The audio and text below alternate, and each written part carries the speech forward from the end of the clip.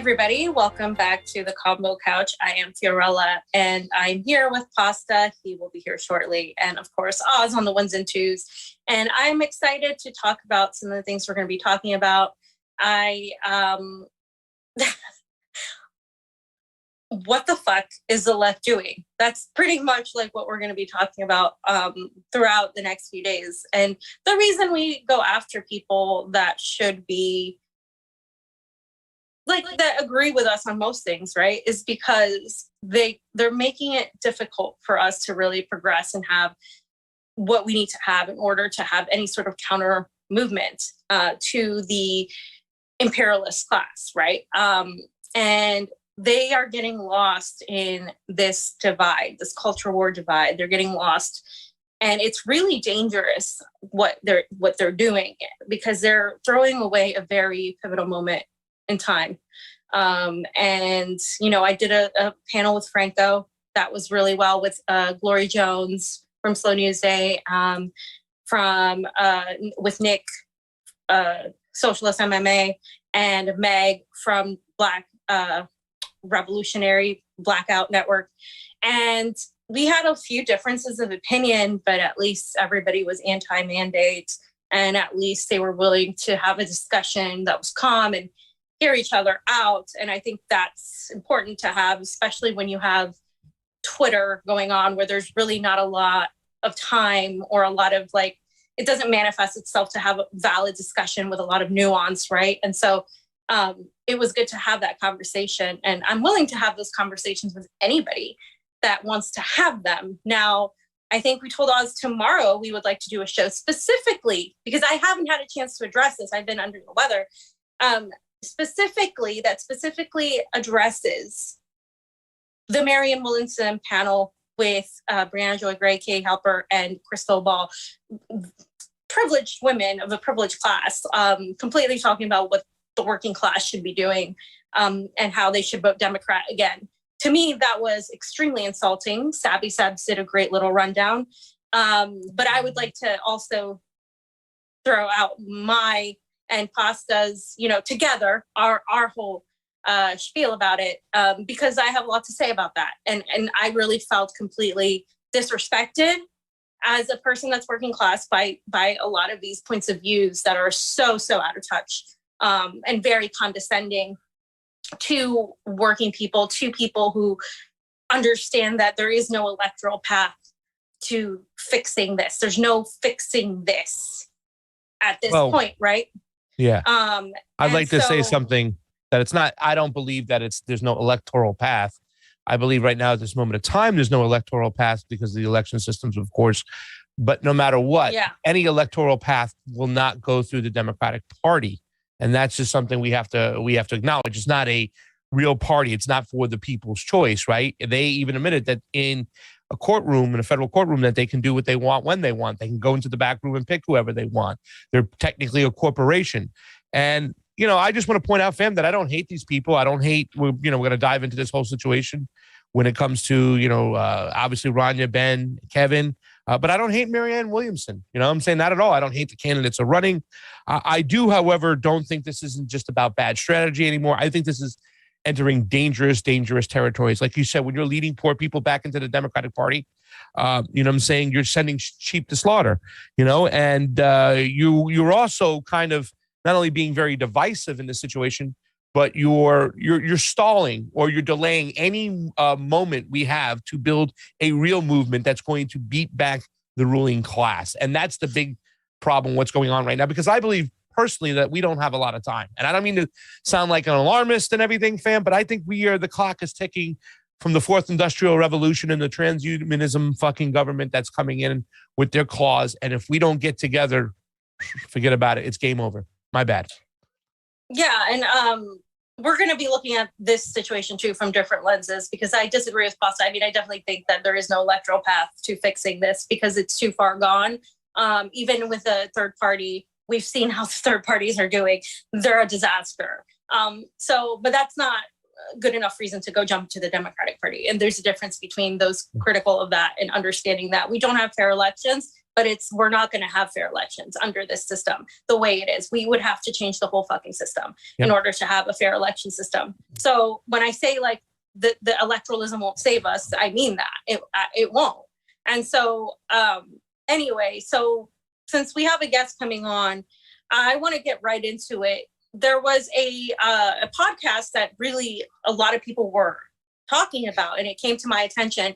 And it was an episode on the Dissenter pod, which is a podcast with Rania Khalek and Kevin Gostola.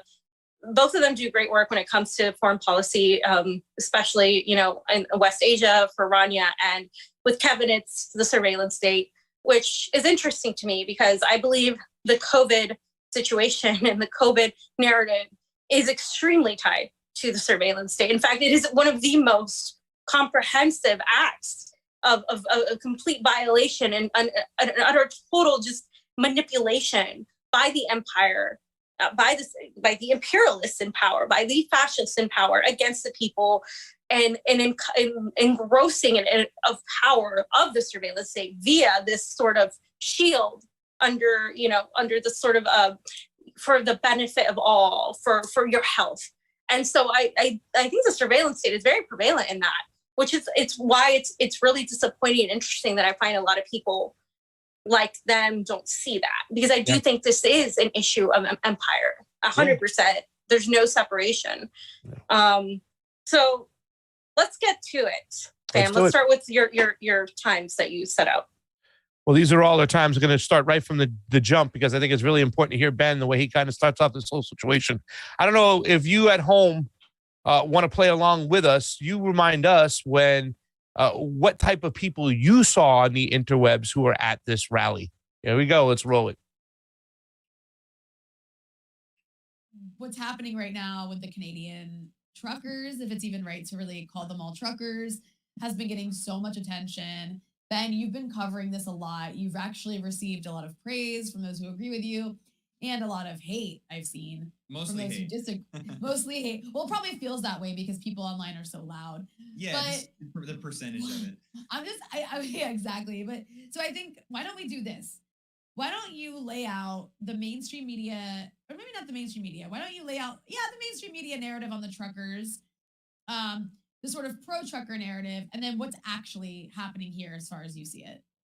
Well, it's an interesting way you framed it, Rania, because I think it raises this point that, to be fair, the mainstream media is not pro-Convoy in Canada. But also, I mean, the mainstream media was against Trump. That doesn't mean that Trump is good. Like, I mean, the mainstream media is pro-Biden and Biden's awful, but the mainstream media was against Trump. That doesn't mean that suddenly Trump is good. Just because mainstream corporate media is against something doesn't mean that it's good. Like, obviously, we all oppose mainstream corporate media propaganda and war propaganda and all of this, but that doesn't mean that you take a contrarian position where everything that the mainstream media says is inherently bad.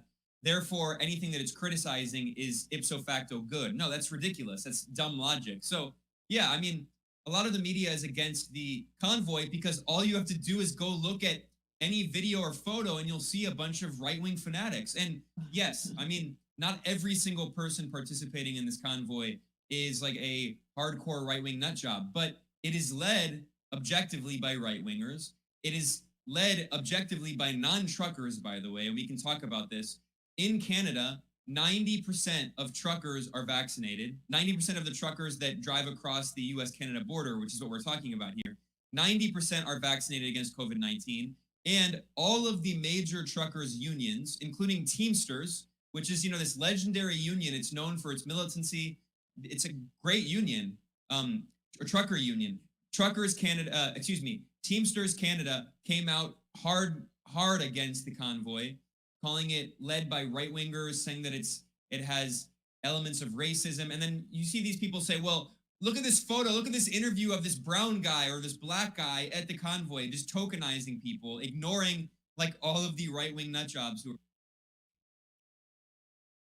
Bam, the right-wing nut jobs. Go ahead, go get them. Okay, so first of all, at least I have to give credit to Ben that he did correct Rania that the mainstream media narrative isn't pro-trucker, because it's not. It's been absolutely anti-trucker, and he's right. Just because the mainstream is against somebody doesn't mean that it's automatically good. But you have to look at the counter narrative to everything, right? Example, Donald Trump. Why did the mainstream media hyper focus on Donald Trump so negatively? It wasn't just because they didn't like him and because the liberals, the media leans liberal, and because it was just that simple of a, 1 + 1 = 2 equation. It was because they needed people to hyper focus on Trump in order to get people to vote for another this racist segregationist 1994 crime bill author, Joe Biden, because we wouldn't be where we are today without the manipulation and the propaganda and the narrative management of the people by the media, and of course their corporate oligarchs that fund them. So you can't just say it's that simple. It's not. And the reason why they're hyper focusing on the truckers as being a bunch of right-wing lunatics, even though he talks about all these pictures, it's like I've seen like one picture, and it's the same picture plastered all over the mainstream media. And it's the same articles being shared by the same few people that are mainstream media affiliated people. And we're going to have Kit Klarenberg on Friday to talk about how the CIA and the intelligence community are involved in a lot of this propaganda against the truckers. But I digress. So you can't just say it's about that, right? And so then he calls these people right-wing lunatics without any sort of like proof, just like that's just a name. These are all right-wing lunatics. And then he says, well, it's not everybody, but it's a lot of them. And it's like, okay, but there's no proof to that. You're just saying this because you're coming to this whole situation from your ideology, right? And I share a similar ideology to Ben. I really do. Like I believe, I love Nicaragua. I believe like in workers should own the means of production. I believe I'm an anti-capitalist through and through. I don't believe in capitalism. I mean, anybody asks me like, what do you align with? And I say, well, you know what? I align with communism the most. But like people don't like, why does it matter when you're trying to search for the truth? And the truth is these people have been framed by the mainstream in order to divert attention from really what are they fighting for? They're fighting against authoritarian draconian mandates input by a neoliberal right-wing government in Trudeau, that by this powerful state and overreach of the surveillance state. And we're also, people also here and people all over Europe are also fighting that. Why are you not talking about the frozen bank accounts? Because throughout this whole entire thing, and I listened to the whole thing, there was not a single mention of what Trudeau's government was doing by freezing bank accounts, pretty much making mutual aid illegal and going after all of these people that were even affiliated with these truckers. So for me, it's none of the things he has said. It's just very alarmist, and it's very, very much rooted in this whole, I am a leftist, so I must hate these people and I must find things that prove that this whole thing is wrong. Yeah. And so that's what I saw, at least in that first part. And that's the thing that really sticks out more than anything is just the immediate playing of team sports, right? I'm a leftist, so I have to hate these people by both, Rania and Ben on the show. I mean, I watched most of it. I didn't even see Kevin say hardly anything, but, and we'll eventually get to Rania and stuff. But fam, you're right. It's mostly comes right out of the gate. And what happens is, and it's so crazy to see Ben Norton kind of like, use the same tactics that the mainstream media uses right now. You know what I'm saying? By throwing out these kind of like absolute truths of sorts that are really not even, have any knowledge of them, and you haven't done the homework with the research. They're not even truckers that are there that started this thing. You know what I'm saying? This is mostly people from the outside. They're all crazy right-wing lunatics. All you have to do is, look at a video and stuff. And, these unions are great. You haven't done any work on these unions. You don't know shit about these unions whatsoever. Teamsters, so, the Teamsters, right? Sorry to interrupt, but Teamsters is one of the most co-opted unions by the Democratic Party, especially, and I know this because living in California, they're literally support the Democratic establishment. Absolutely. Anybody can tell you that the vast majority of unions are entirely co-opted via the leadership. Not necessarily by the people, but via the leadership. And all these unions are pro-mandate. So, of course, the unions are going to stand against the truckers. That doesn't tell me anything about anything. And also the tokenization. Oh, so you're mentioning these brown people, you're tokenizing them. It's like, no. Like these you're trying to erase these brown people by not, these people of color, by not like putting them out there by not acknowledging their story, their existence. They're not, and we'll get into more of that later. But and the thing about it is the playing of the team sports goes right into it and stuff. There's the straw man arguments, the playing of team sports. It's just another unmasking. And like I said, to me, this is very, very dangerous. This is very, very divisive. So, I mean, and the only other position is if you're taking an anti-mandate stance, right? Okay. The other side of it is you're playing into big pharma. So whether you like it or not, you're taking a fascistic approach to things when you're pushing back against a workers' revolution like this that's taking place. So let's roll the next clip, Oz. Who are there? And then let's look at the funding sources. So in addition to all of the major unions, the Canadian Labour Congress, Teamsters Canada, the Canadian Truckers Association have all come out against it. We also see that the Indigenous community, First Nations leaders have all come out against the convoy. And furthermore, we see that if you look at the donations are coming in from not only right-wingers in Canada, but right-wingers in the United States. And this is a matter of fact. I mean, this is not a matter of your opinion, your analysis. This is an objective fact that there is tons of right-wing funding coming in. And you can see all these right-wing networks in the US heavily pushing it, especially this guy, Jack Posobiec or whatever his name, I don't know how you pronounce his name, this alt-right guy. He was boasting he changed his name to like trucker something on Twitter. So now they've all become truckers overnight, by the way. So he was boasting of how there was a $215,000 anonymous donation, a single donation of $215,000 that was made to this GoFundMe campaign for the convoy. Now, I don't know about you guys, but people who have $215,000 sitting around to donate on a single day, that's not working class. We're talking about oligarchs here. And what happened in this campaign? So after this convoy was organized, by the way, it was originally organized by non-truckers. So there were a few truckers who came in, although most of those truckers are owner-operators, and many of them have their own companies. And we can talk about this in a second. There was this brilliant Twitter thread that someone in Canada did showing all of these companies. And by the way, the irony is that many of the company owners that are participating, these are trucker company owners that they employ truckers. So they exploit working class truckers. And their bosses showed up to this convoy. And there was this person on Twitter who did this great research going through all of the photos showing the trucker companies present at the convoy. And this researcher found out that a huge number of those small business owners received money from the Canadian government over its COVID small business program, funding these company owners during COVID. So, I mean, it's peak irony. It's like all the beautiful boat owners, the beautiful, Trump, he referred to all of his supporters in Florida as the beautiful boat owners, I think he said. Fam, this part I put up there because I wanted you to give a little clarity, and we can speak about this when it comes to the funding, right? Okay. We've been at a lot of Black Lives Matters marches. We've been at a lot of, left ideology marches, whatnot. And we understood that there's bad money in there. We have talked about it. Like, people talk about the money that comes in from Soros or wherever else and everything else. That doesn't matter. The people who were there at those Black Lives Matter rallies, they're there because they believe in something that they're pushing back against the police state, that, as being a person of color, that their lives are more at risk. And that is why they are there. They're not tied to any ideology. They're not tied down to Soros or the Democratic Party. In fact, down the road, we saw a lot of these groups leaving because of these reasons, for other reasons maybe.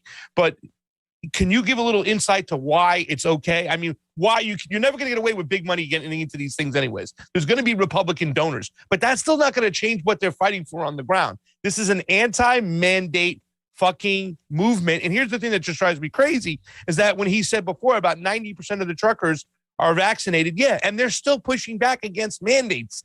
How come they get there, but you can't get there? It's not anti-vaccine. They're not anti-vaxxers. They're anti-mandates, which is very, very fascistic. And the bringing up the Jack Posobiec or the smear tactics, Team Bloom, Team Red, the alt-right guy, he called him. These guys don't even own their trucks, fam. These people own their trucks. A few of them showed up. I mean, it's really great that we get to hear a guy in Nicaragua tell us what's going on in Ontario. So it's as old as time. Until as old as time, the astroturfing, the co-option of movements, it happens all the time, especially on the left. So I would expect leftists to understand that that's going to happen. There are going to be people, and there are people that are trying to co-opt this movement just the same way that liberals were trying to co-opt the Black Lives Matter movement, that they sent their own, supporters that were Trump Pence out now, and they would get people to try to convince them to vote for Biden, and how Donald Trump was a fascist, and how this would all go away if Joe Biden were president. They were doing that. They were astroturfing these protests. There were also agent provocateurs trying to start things up to get a blame on BLMers and to call everybody Antifa. And there was also these people of Antifa that played right into that role, because they would be upset by some sort of right winger that would come in, and they would just be this whole fighting that really got nothing done.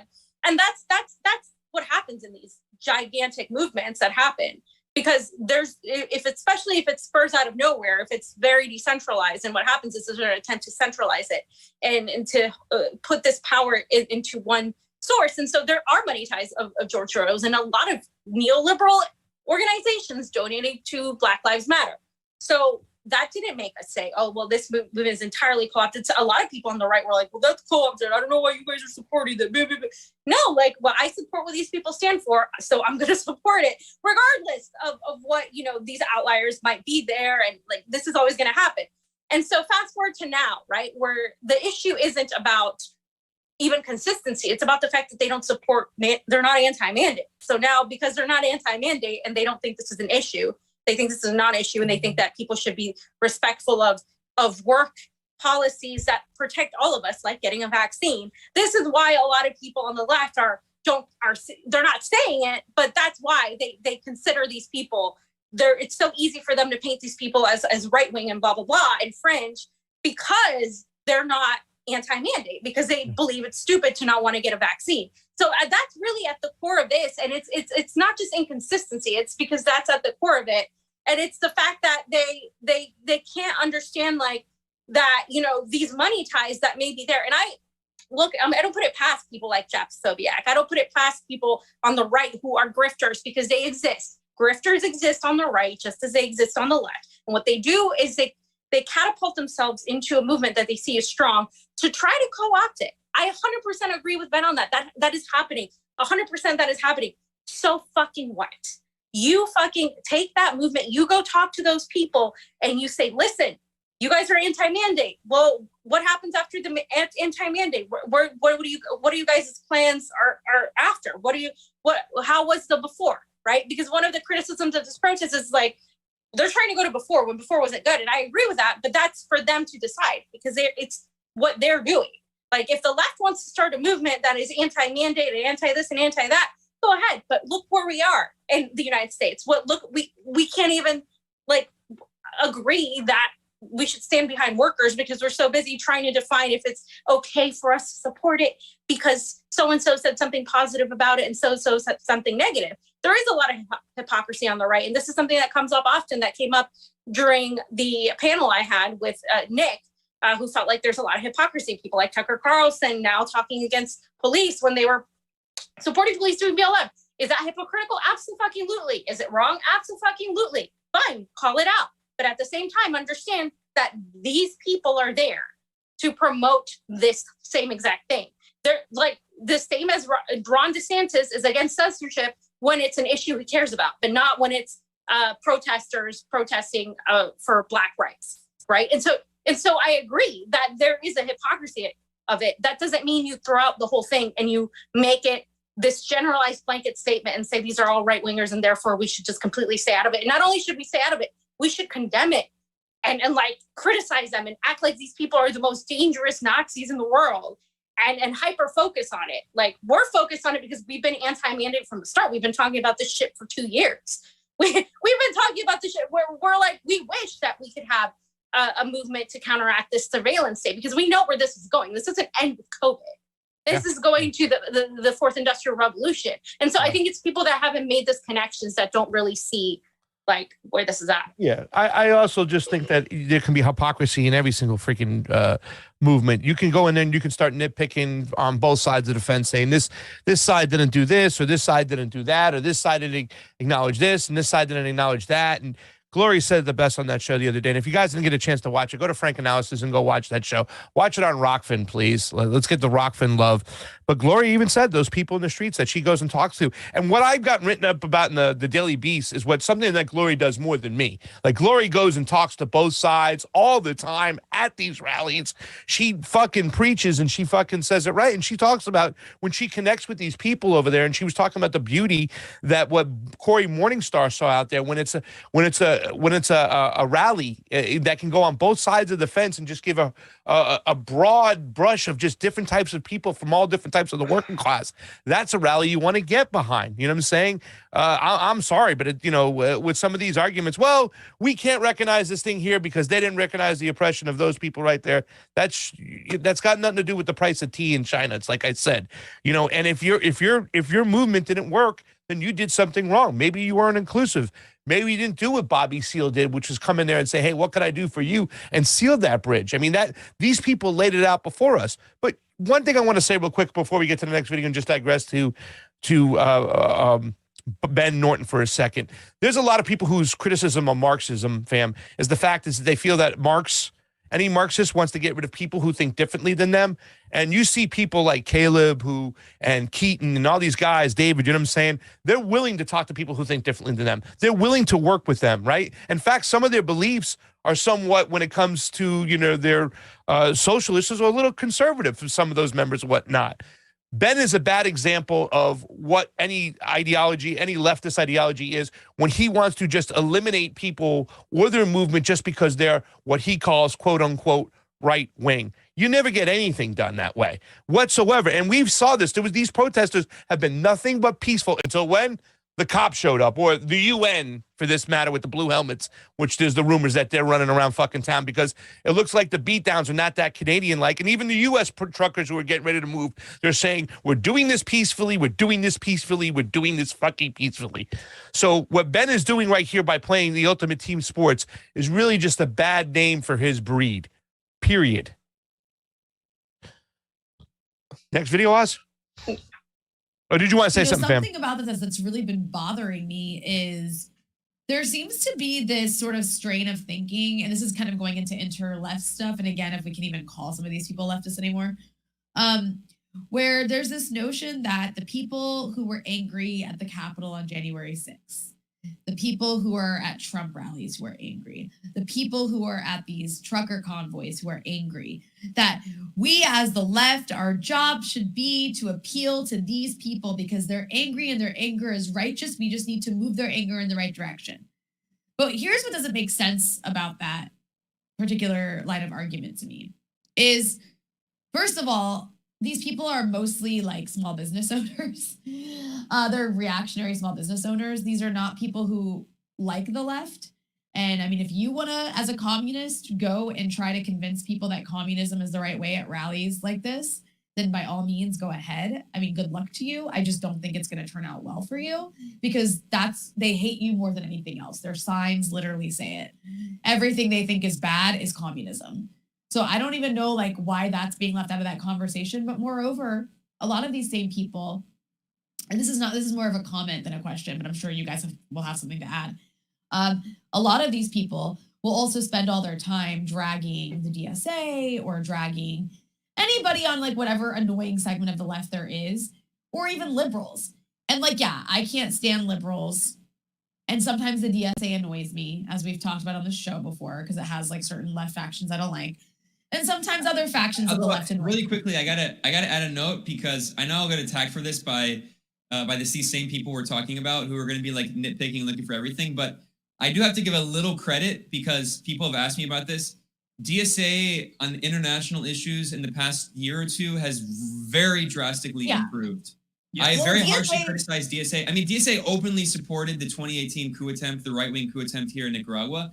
But to be fair, their international committee has become really solid, and their recent statements against war over Ukraine were really good. Their statement over Iran, their statement over North Korea, like they've become so good that actually they're now being attacked by like some of those same. Yeah, fam, I would see if there's a connection between DSA and PSL with this new language from Ben Norton coming out there.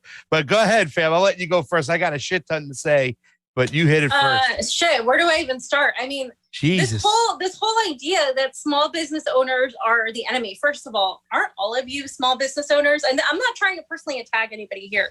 Like, this is just professional, like, debate here. I wish we could all have a debate forum, and I welcome all of them to talk about this. Exactly. Because to me, this is like, aren't you a small business owner by having your show on YouTube and making money off of people donating to you? Does that not make you a small business owner?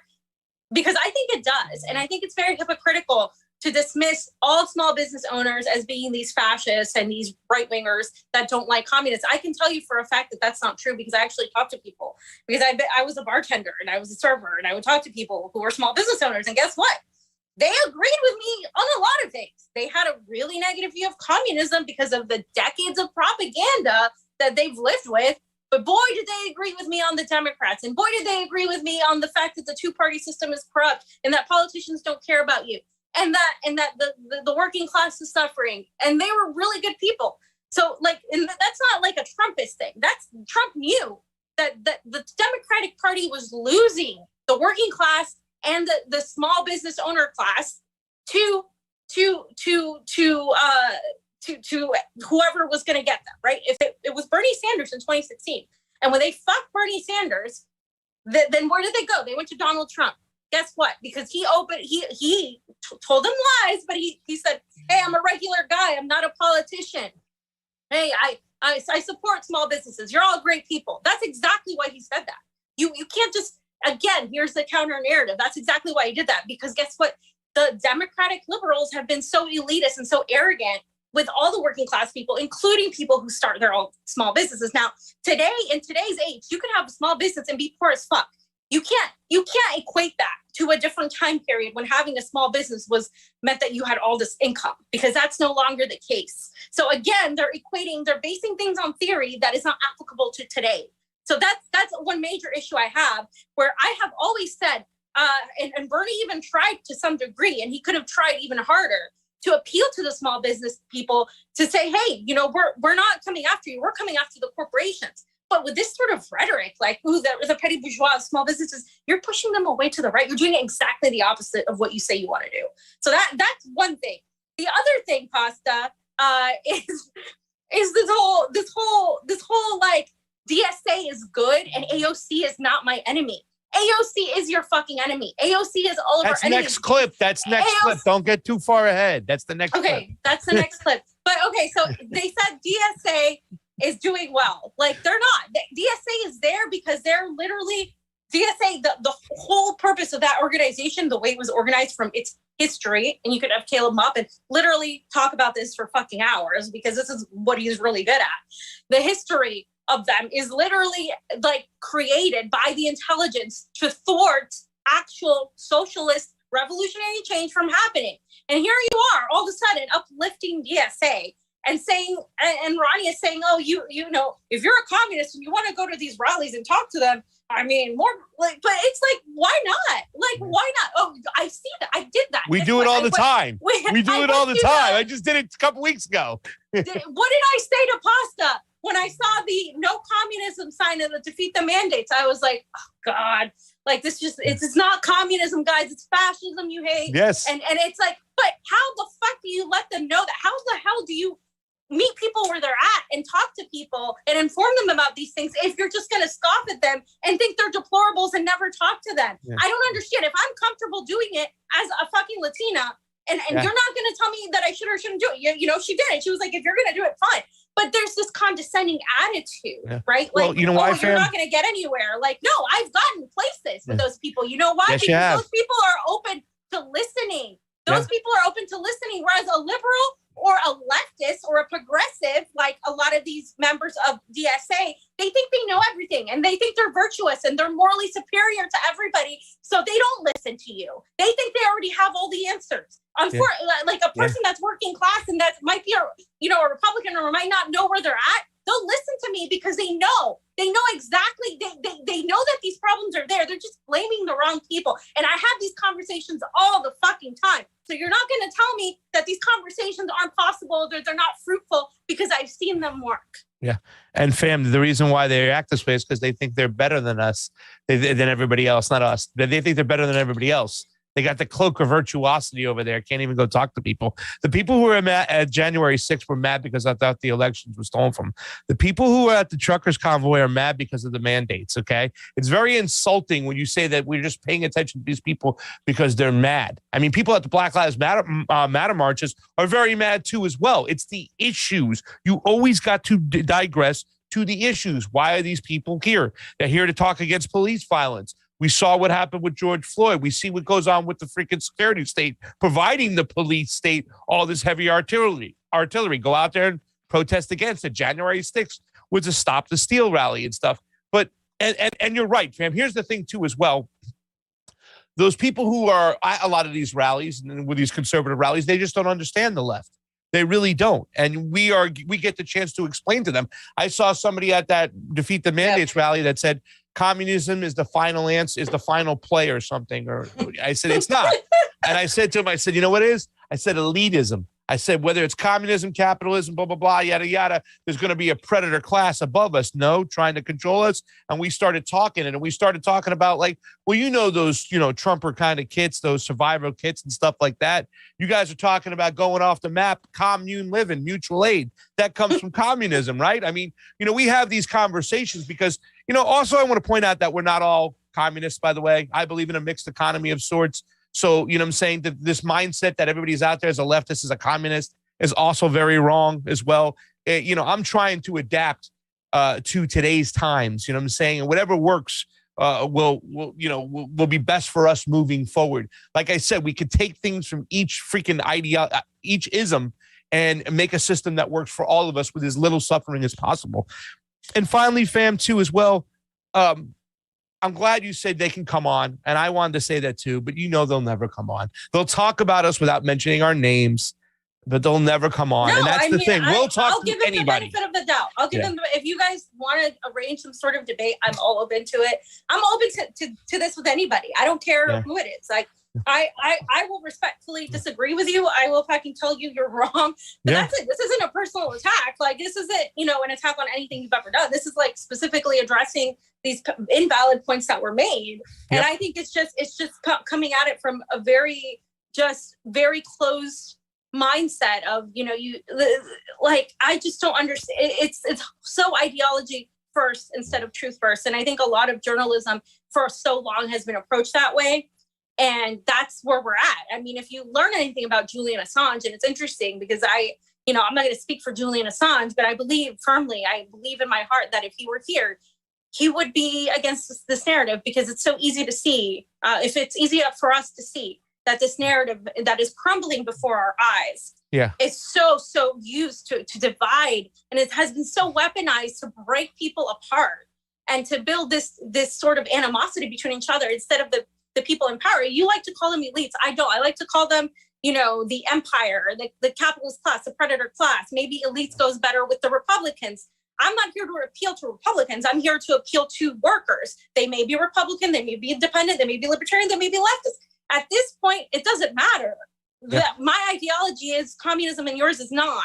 Because at the end of the day, right now, what's happening is we can't even have that argument, because we're being like the mass surveillance. The power of this technocratic mass surveillance state is encompassing us all, and it's making it almost impossible for us to do anything, to speak out, to have dissent, to have any sort of counter opposing opinion. And so that's why. And I think that's where the left doesn't understand power, and that's where they miss the link to why this is such an important thing. Why this is so much more important than focusing on a bunch of idiots carrying, one Nazi flag or one Confederate flag or the symbolics of it all, because those people don't have fucking power. The suits in power are the fascists. Why are you so focused on these people that are so minimal, that aren't the vast majority of people today?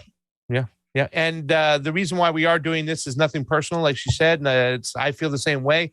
It's because it's important. We're pushing back against the divisiveness. This, we have to talk about these things because this is right now. This next clip, we'll get into this right now because this is something I thought in 2016 when we first started the show. I think we were all like gung ho. I watched no video of us doing the top 4 candidates in the Democratic Party, fam, and that was part of the mission. We're gonna change the Democratic Party from the inside because those people align more of us, when it comes to ideology. But that's not the case nowadays for the American left. Let's play this next clip, and we have our guests standing by. The point is to say, I feel like a lot of the same people making the argument that we have to appeal to these reactionaries are the same people who say anyone who tries to talk to liberal, there's no point in talking to liberals. There's no point to talking to people who call themselves leftists who don't agree with us. Exactly. And my question to them is why would I want to spend my time trying to, I think we should be appealing to everybody in a way, but why would you prioritize appealing to racist reactionaries over people who actually agree with you if you really are on the left? Who actually do agree with you on a lot of things. A lot of us were liberals at one point. We didn't go from fascist to leftist. I didn't. I was there was a time when I was a good liberal. That's kind of how I grew up. I was more left of most liberals, but I was pretty much liberal. That was the base I came out of. And so I just find it really strange that there's this growing chorus of people, mostly on the internet, who are entirely on the internet, who are fuck liberals, fuck leftists, fuck the so-called anti-imperialists. We should be appealing to the white working class. Sure, we should be appealing to the white working class. I don't think that these truckers are the white working class, but I also don't think we should be prioritizing appealing to racists. Are you saying the white working class is all a bunch of right-wing racists? And why only the white working class? What about the rest of the working class? Anyways, those are just some things that I've been thinking about a lot lately. Why these people, but not these people? Yeah, I don't like AOC that much either, but I don't think she's the enemy. And I don't think her base is the enemy. I think her base is the people that we should want. I certainly want her base over the truckers, big, quotes around that. In Canada, she wants to pick her team. Trump rallies. I have more of a chance of reaching AOC's base than I do reaching Trump's base. That's for sure.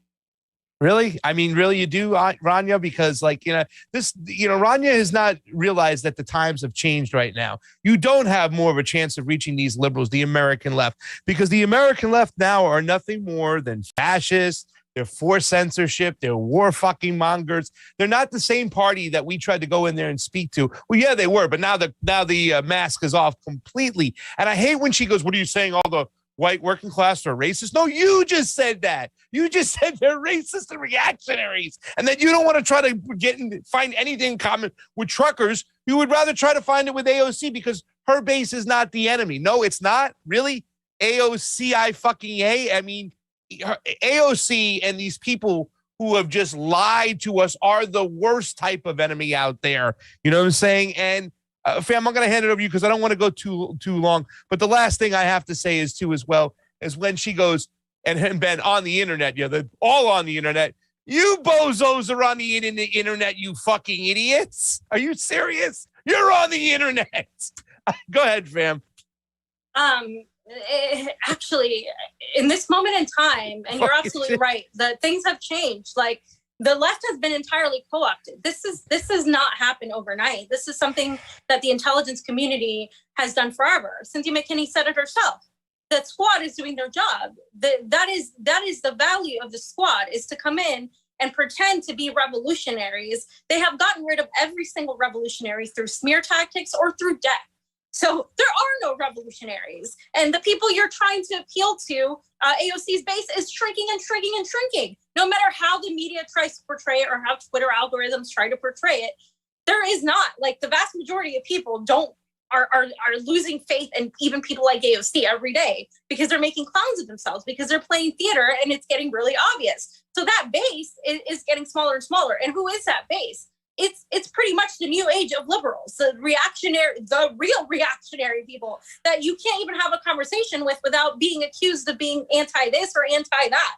That you can't even have like a normal discussion because they think they already know better than you. So no, AOC is the enemy. AOC is the enemy more often than the visible enemy. And this is like Malcolm X shit. This is like nothing new here.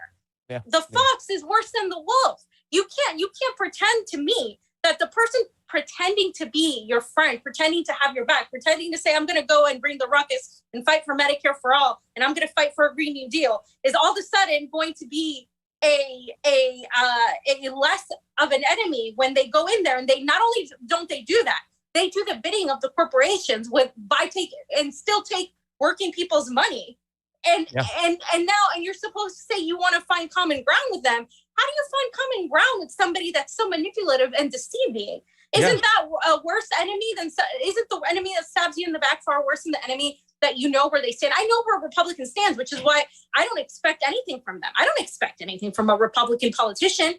But at some point I expected something from a Democratic politician. At some point I expected something from a progressive, whatever that means now. And at some point I expected something from the squad. And guess what? They disappointed, and they will continue to disappoint because the system is there to ensure that they continue to disappoint. And so if I'm going to continue giving power to illusions, to social media influencers like AOC, like the squad, that really are there to crush revolutionary movements from ever happening by putting out this facade of progressivism, people who are pro-mandate, people who are pro-censorship, who literally went online to tell her Twitter followers to report people just if they were mean to her. Like this is the kind of people you want to support.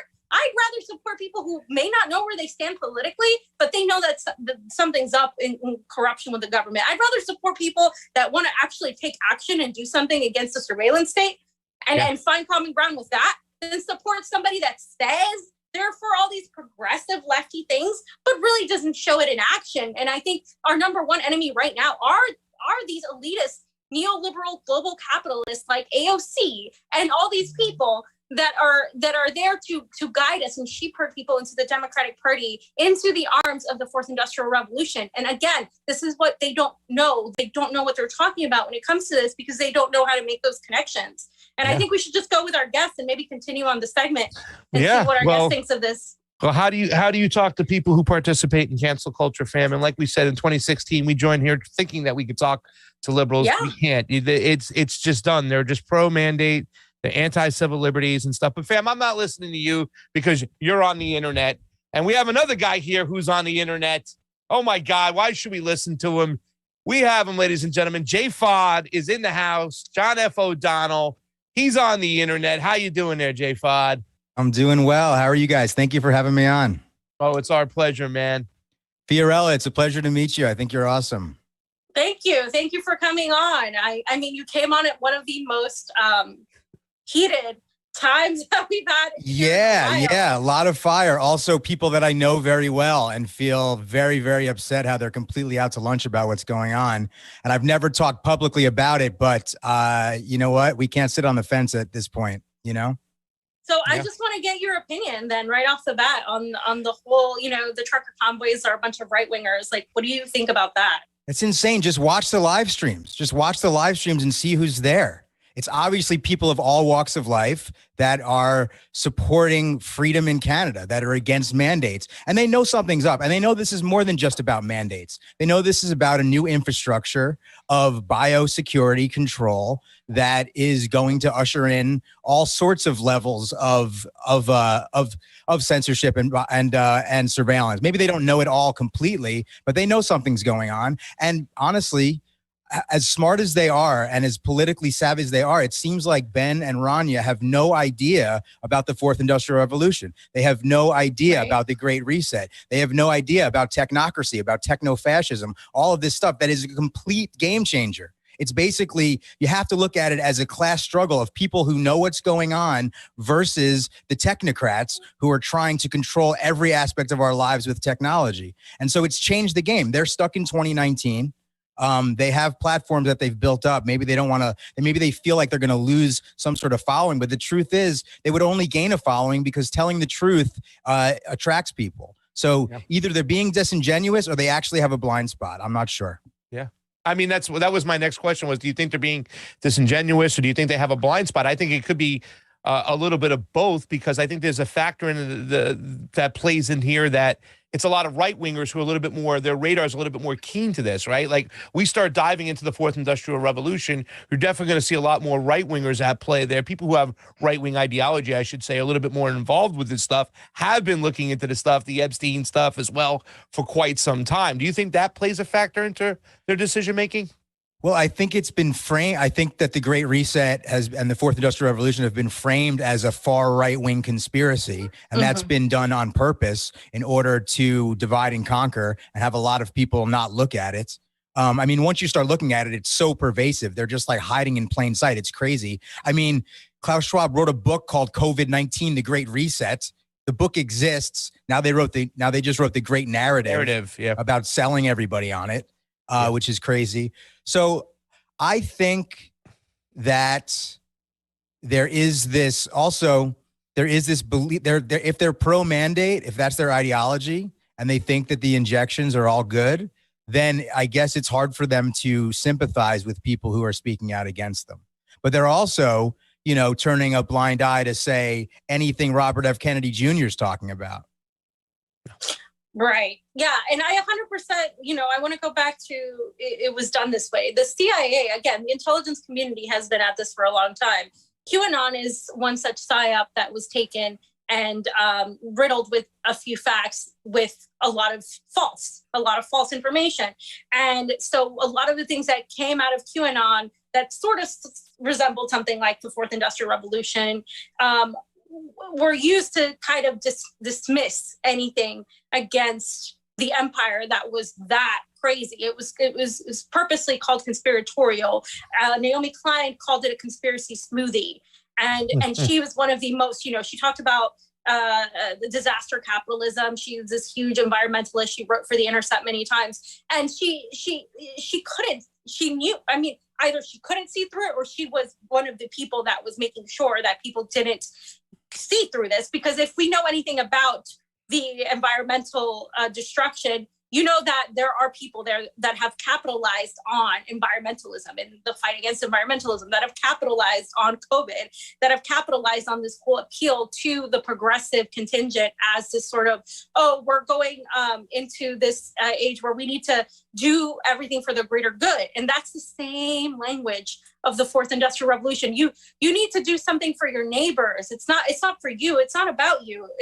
Don't be selfish. Don't be a libertarian. It's about everybody and the greater good for everybody else. And it's the same language that has allowed people to become very, especially on the left, weirdly fascistic in terms of thinking they have any sort of power, any sort of authority to demand how people should, or what people should put in their bodies and what people should be doing. And to there's these people that hunt anti-vaxxers online and they dox people and they go through this whole thing and they say they're fighting fascism while simultaneously becoming that very fascistic entity they don't even recognize that it is them.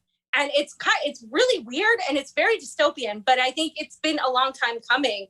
And so I just wanted your opinion on that, on like how because the left used to be very pro free speech, anti-censorship, anti-authoritarian. They were marching the streets for war, but it wasn't like the war movement was very just this sort of leftist thing. It was like the anti-war movement was huge. And so now it's kind of flipped on its side. And I think, Donald Trump sort of like kind of pushed, and QAnon and all that pushed the right into being open to it, but also being the ones that were used as bait to mock any sort of valid criticism of the empire.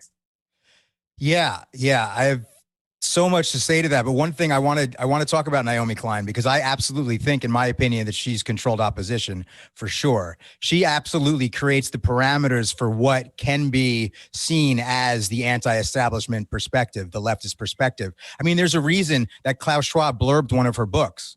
I mean, that's real. That's true. And that conspiracy smoothie article she wrote for The Intercept is such a way to get people on the left to not really look at what the World Economic Forum is up to. I remember I have a friend, and he's very involved in leftist political circles, and is just becoming more and more influential. And I was really trying to talk to him about this thing. And then he found that article and he was able to use that and justify it to dismiss conspiracy stuff around the World Economic Forum. So I saw that work firsthand. So I think that she is a serious problem. And that's my assessment of her. In terms of what's going on with the left, I don't know, man. The left has become a bunch of it's very authoritarian. It's very, very authoritarian, which is incredibly unfortunate. And it's like, how did this happen? But it's not everybody on the left. It's not everybody who's leftist. It's just leftists that haven't seen this sea change happen. And also, you know what it is? Let's be honest. The past 2 years has been the biggest propaganda campaign ever orchestrated globally in the history of the world. Okay. And I'm not exaggerating when I say that. Yeah. And that absolutely is going to sweep some people up in its net. And I think that a lot of people still haven't figured this shit out. They're scared, they're confused, and they're lashing out in certain ways. They're getting very tribal instead of realizing that we have to really unite. We do not have time for this left-right divide stuff. I was listening to the show earlier. I agree with you that there's no electoral path to this in my assessment, Pasta. That's my assessment right now. My assessment is parallel structures. But it's also waking as many people up as possible so less people partake in the demise of all of us. So shows like this, I think, are so important because you guys are screaming at the rooftops about what's going on. And I think that's what we need to do. We need to wake up as many people as we can. We're not going to get everybody. And we have to separate. Yeah. Because these CBDCs are coming in. These central bank digital currencies are coming in, this programmable money, and it's servitude. And it's going to be attached to some sort of version of a social credit score. All that shit is system. All that shit is happening. You know, you have the fucking head of the Bank of International Settlements, the BIS, just straight up saying it. Just saying, yeah, this money, these CBDCs will be controlled by the Fed, and we can determine what people can spend their money on. Well, first off, I just want to say I really do appreciate the fresh, clean haircut you got here on the show. Yeah, today. I got to clean it up for much. the Convo Couch, man. You did. Like you're coming on the Convo Couch, got a nice haircut, high and tight. But let me ask you a question. You did put up this little tweet. You retweeted that the thing with the blob of sorts going, hey, all cops are bastards and murderers and defund the police. And that was in 2019 and 2020. They got the mask on and said, these people get what they deserve. Just obey or shut up or you get what you deserve.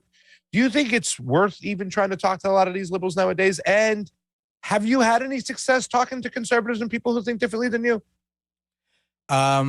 Is it worth it? I mean, I like to think it's always worth it to try to talk to somebody. I'm willing to meet and talk with anybody on a human level. You know, I think it's sometimes good to make a human connection with somebody before trying to make a political connection. I think, let's be honest, a lot of conservatives are questioning the mainstream COVID narrative more than a lot of liberals. So there is unity there. And if there's a political realignment that separates from the left and the right, I don't care where they came from before that. I don't care about that stuff. That's awesome. Yeah. You know, and it's the whole thing of 2019, you know, all cops are bastards, 2021, you know, wear a mask or you get what you deserve sort of thing. It's like those people are willing to stand up for racial justice, but they're not willing to stand up for class justice. And it's ridiculous. So he said, so that was tweeted by Luke Rudkowski, and Luke said, like, what would be the perfect name for this group? And I wrote the Vax Lives Matter movement. Fod. Got that one. Fam, do you want to talk about the chart I put up, or do you have another question? No, you can go ahead. If you want to go ahead and go on that. Well, let's pull up this chart over here, because this is why we brought you here. Let's get down to the nitty-gritty, J-Fod. Fam's favorite movie, Nacho Libre. Definitely not my favorite. Yes, it is. The global private partnership. Now, when you brought this up, I mean, I've been having conversations for the last couple of years, working my way through this whole situation. By the way, our friend Tulsi Gabbard speaking at CPAC, she was once a young global leader. I know I had to bring it up. She still is. She still is. Tulsi. Well, she's not talking out against it. So at the end of the day, that's what's pissing me off. Right now, I want her to say something against it, but I don't want to get to that. But I want to look at this chart. Let's put this up. This is the global public-private partnership, because I've been asking this question: who's calling things? Who's running this place? What came first, the chicken or the egg? Can you give us a little kind of like your insight to this particular type of chart over here, and where nation states kind of fall, and actually what their role is in the new global governance? Yeah, sure, Pasta. I'll explain this insane global public-private partnership flowchart. give it just a small gloss of a macro. Yeah, absolutely. You talked about the Bank of International Settlements, right? Yes, no, I absolutely will. And I'm working on a web series. I did one episode. It's called The Great Reset. It's great with a whole bunch of 8s. And the second episode is actually going to be based on this flowchart. So I have been kind of wrapping my head around it. Okay, so interestingly, something to notice on this is that look at where the national governments and the scientific authorities are. They're all the way down in the policy enforcers level. So that's 5 layers down. So that just makes you realize that the whole geopolitical thing, yes, it's important, and yes, it exists, and yes, it affects people's lives. But national governments, in terms of dictating policy, they are in the enforcer level. Now let's go all the way up to the top. And the scientific authorities like the CDC, the FDA, like we always think in our heads that, the CDC, they're coming up with the policies. No, they're enforcing it. So let's go back to the top. So basically you got the Bank for International Settlements, the BIS, right? That's located in Basel, Switzerland. And that's the central bank for the central banks. It's basically where all the central banks go to work out their books. Yeah. So they basically create the money supply, and they're very high at the global public-private partnership nexus of hierarchical political power, right? Financial power.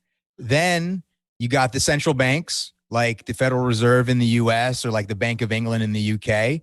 And those are the money printers. But this is a big thing, and this is important to understand, is that now these central banks, they're going direct, as they call it.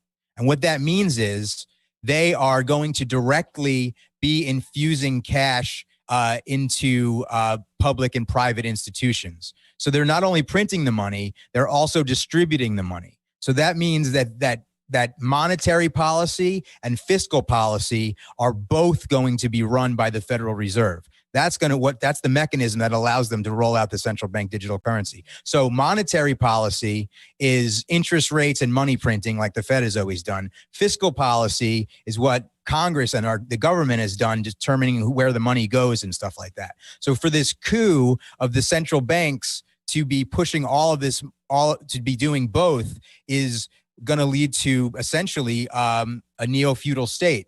And they're going to be able to control the money on such a level that it's going to be insane. And so basically, leading up to the pandemic, there was about to be a massive financial crisis that was going to happen.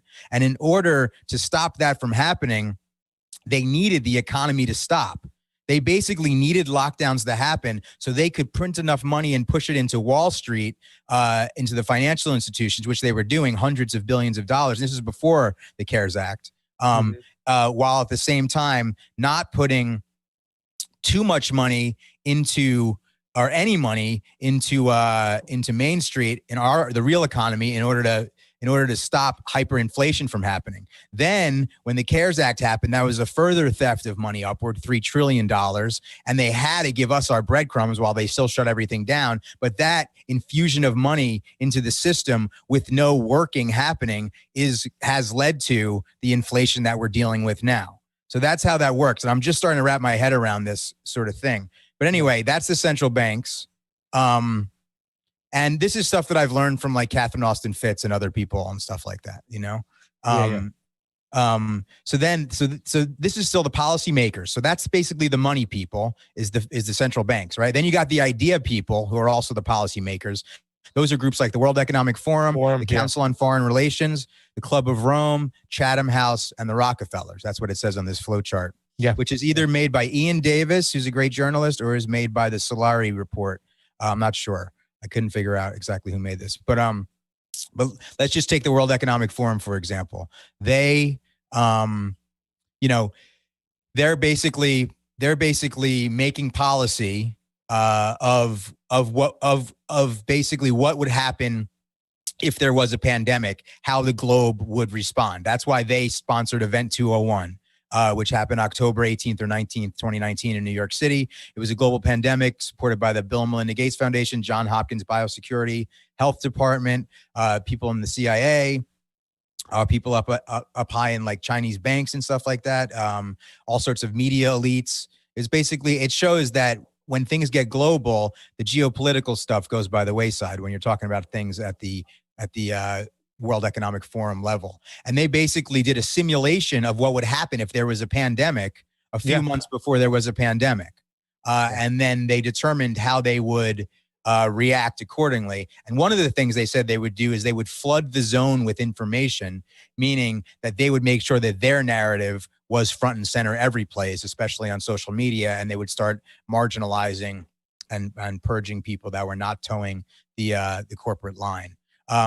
So basically those are the policy makers. Then you got the policy distributors. And this is always weird to me because the policy distributors, I would always think would be the policy makers, like the United Nations. No, the United Nations is doing the bidding of groups like the Council on Foreign Relations and the World Economic Forum.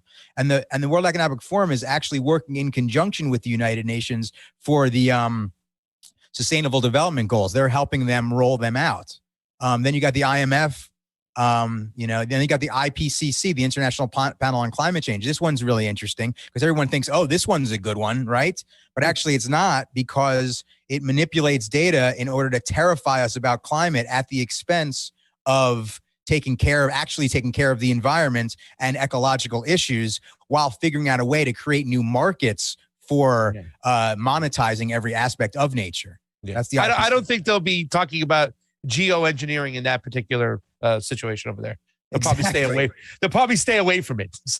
Exactly. Yeah. And if at any time you guys want me to stop, because I know I'm talking for a while, just let me know. But I'm trying to go through it. Should I keep going? Go ahead. Yeah. Yeah, go ahead. Okay. You got the World Bank. You got the World Health Organization. You got the philanthropic organizations like the Bill and Melinda Gates Foundation and stuff like that. The Rockefeller Foundation, Ford Foundation, Carnegie Endowment. Then you got global corporations, multinational corporations, and then you got the non-governmental organizations, which are all captured by corporations. So now finally we get to the policy enforcers, and that's your national governments all the way down there, and the selected scientific authorities, your NIH, your FDA, your CDC, your national governments and everything that entails, military, civil service, etc. And then below that, you got the policy propagandists, you got the professional liars, you got the mainstream media. You got the fact checkers. The fact checkers, that's a humongous industry that really helps people not have to push through cognitive dissonance. It's fucking evil. You know what I mean? You get a fact check that's fact checking away the truth, so someone doesn't have to believe something that would give them a little bit of cognitive dissonance and have to believe. And these policy propagandists, this is who people like us are constantly fighting against.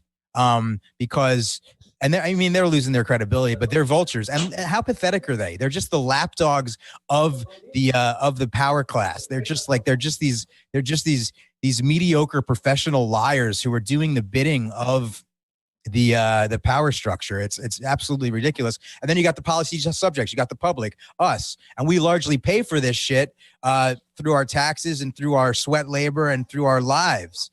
And the thing is, if you see this and internalize this whole structure here and realize it, it's just like, fuck them. We don't need their shit. I don't want your shit. I don't want your money. You know what I mean? I don't want your protection. I don't want anything from you. Yeah. I want decent human beings to get together and figure out anything else. Yeah. Well, I think it's a shame because people, they think the top is the enforcers, right? That's where they think the top of the chain goes. They don't realize everything that's above it, even though a lot of it's in our faces, but most Americans are consumed and they don't have time to look at this shit. But thank you for breaking that down. I really do appreciate that. I find it so fucking intriguing because this is something I knew nothing about, Yeah, I only knew about it relatively recently. I think a lot of people think that the policy distributors are the policy makers. Yeah. If you look at those two layers. This is something that I think a lot of us know exists, but it hasn't been laid out this easily for, I think, everybody to visually see. Just, we know that the World Economic Forum is powerful. We know that these institutions exist, but just seeing it laid out like that makes it so much easier for people who may not, have any idea what we're talking about when we talk about the Fourth Industrial Revolution.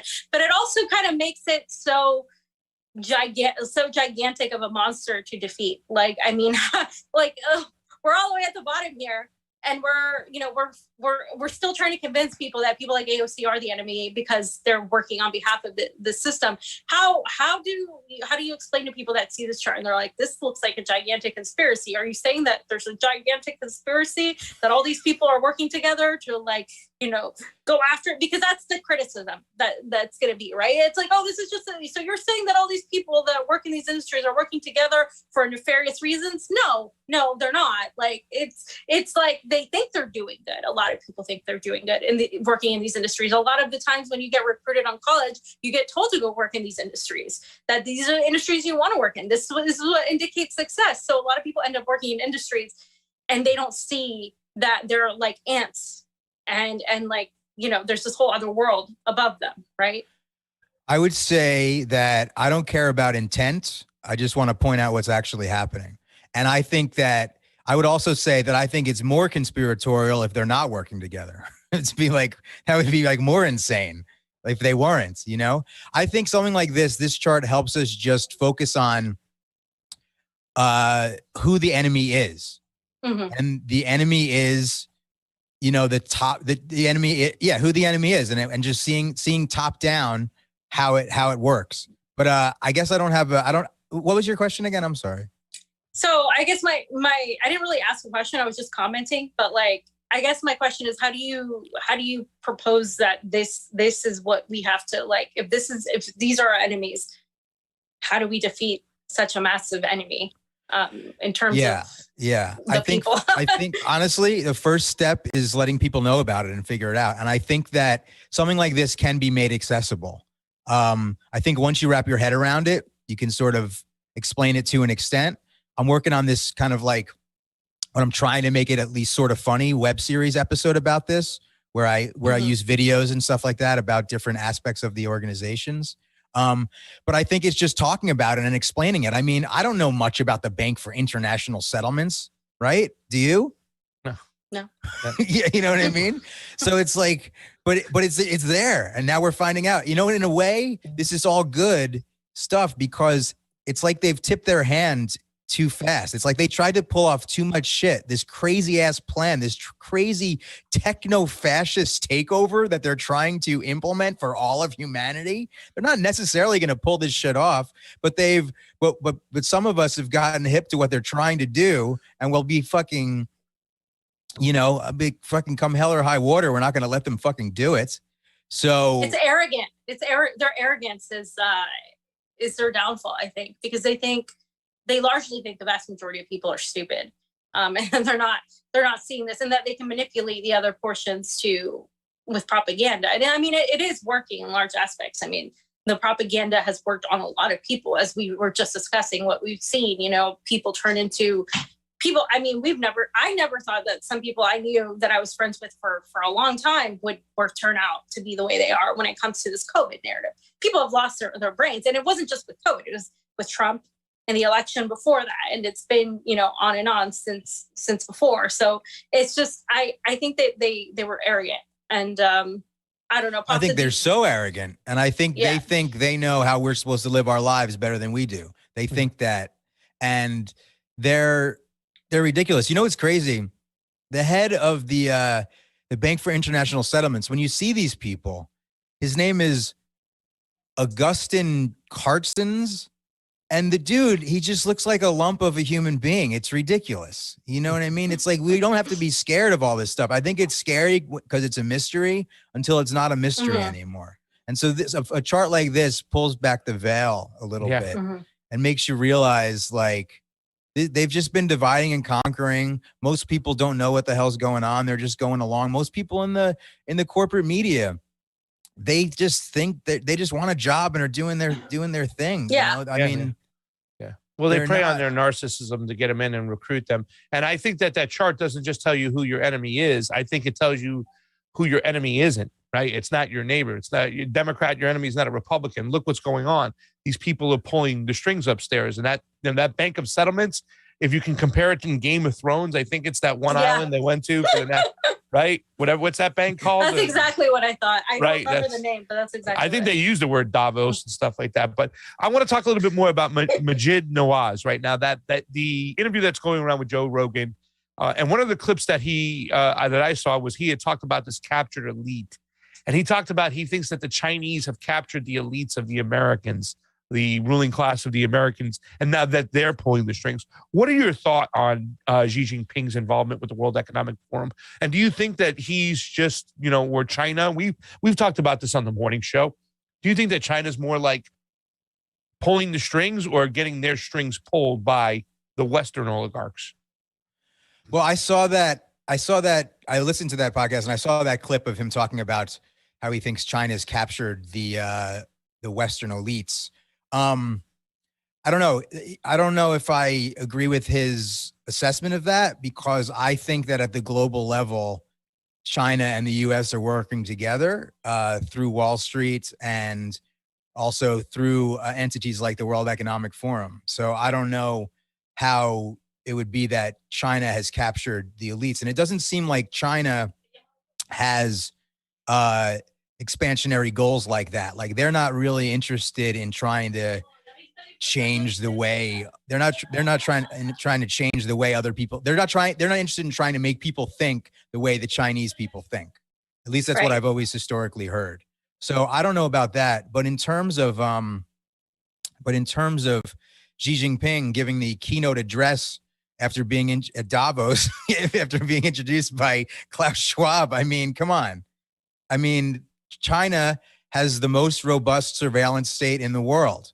We have a really big one, but China's is the leader. You got Eric Schmidt from Alphabet, from Google, saying how China, and saying this on a DOD committee about artificial intelligence, saying how China's lead in repressive surveillance over their people is so much better than ours, that it's creating a national security threat for us.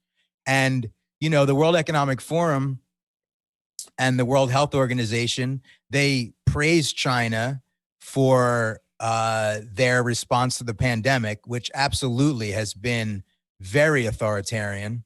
And they also praise them for the level of technocracy and social credit that they've implemented. So why can't we critique China without immediately having to castigate the West, without at the same time letting the West off the hook for any of the shit that they did? If you look at the power nexus, we're talking about the national government level right there, And I think that China and the US justify each other's war budgets. And I think that, that's how I feel about it. Yeah. It's interesting. It's a nuanced situation.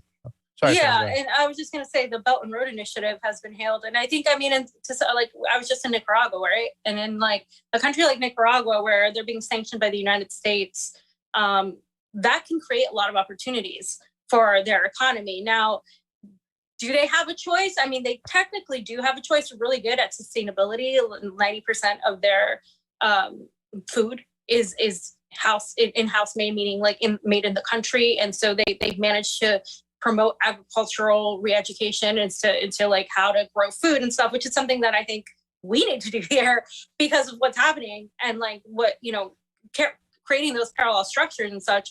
So a lot of the people have independently been going into that and figuring out how to do that. Now, is it a negative thing for a country like Nicaragua to be open to having a relationship with China via the Belt and Road Initiative, or countries like Iran that are constantly under threat of U.S. Hegemony? You know what? I honestly don't know. I don't know. I don't know if the Belt and Road Initiative is being done in good faith or not. I don't know if it's going to end up being some sort of IMF-esque kind of trap that China does, some sort of debt trap or something like that. I know that some countries seem to be thankful for it. Other countries seem to feel like now they're indebted and controlled by China. So I don't know. But also it's like, I like the idea of Nicaragua, which is so, rich in resources, to not have to rely on a superpower to be able to subsist and to be able to be lifted out of poverty and have a good life. Let's go to slide 34 real quick, Oz. We'll play this to get you out. J-Fod, I got a little clip here from the parliament in Canada. I don't know if you saw this clip, but I want to get your opinion on this one. This is great. Listen to this here, because it makes me happy that a lot of citizens, I think, are waking up to what's going on around us when it comes to the World Economic Forum, when it comes to Trudeau's past, of Klaus just bragging about him as his boy. Take a look.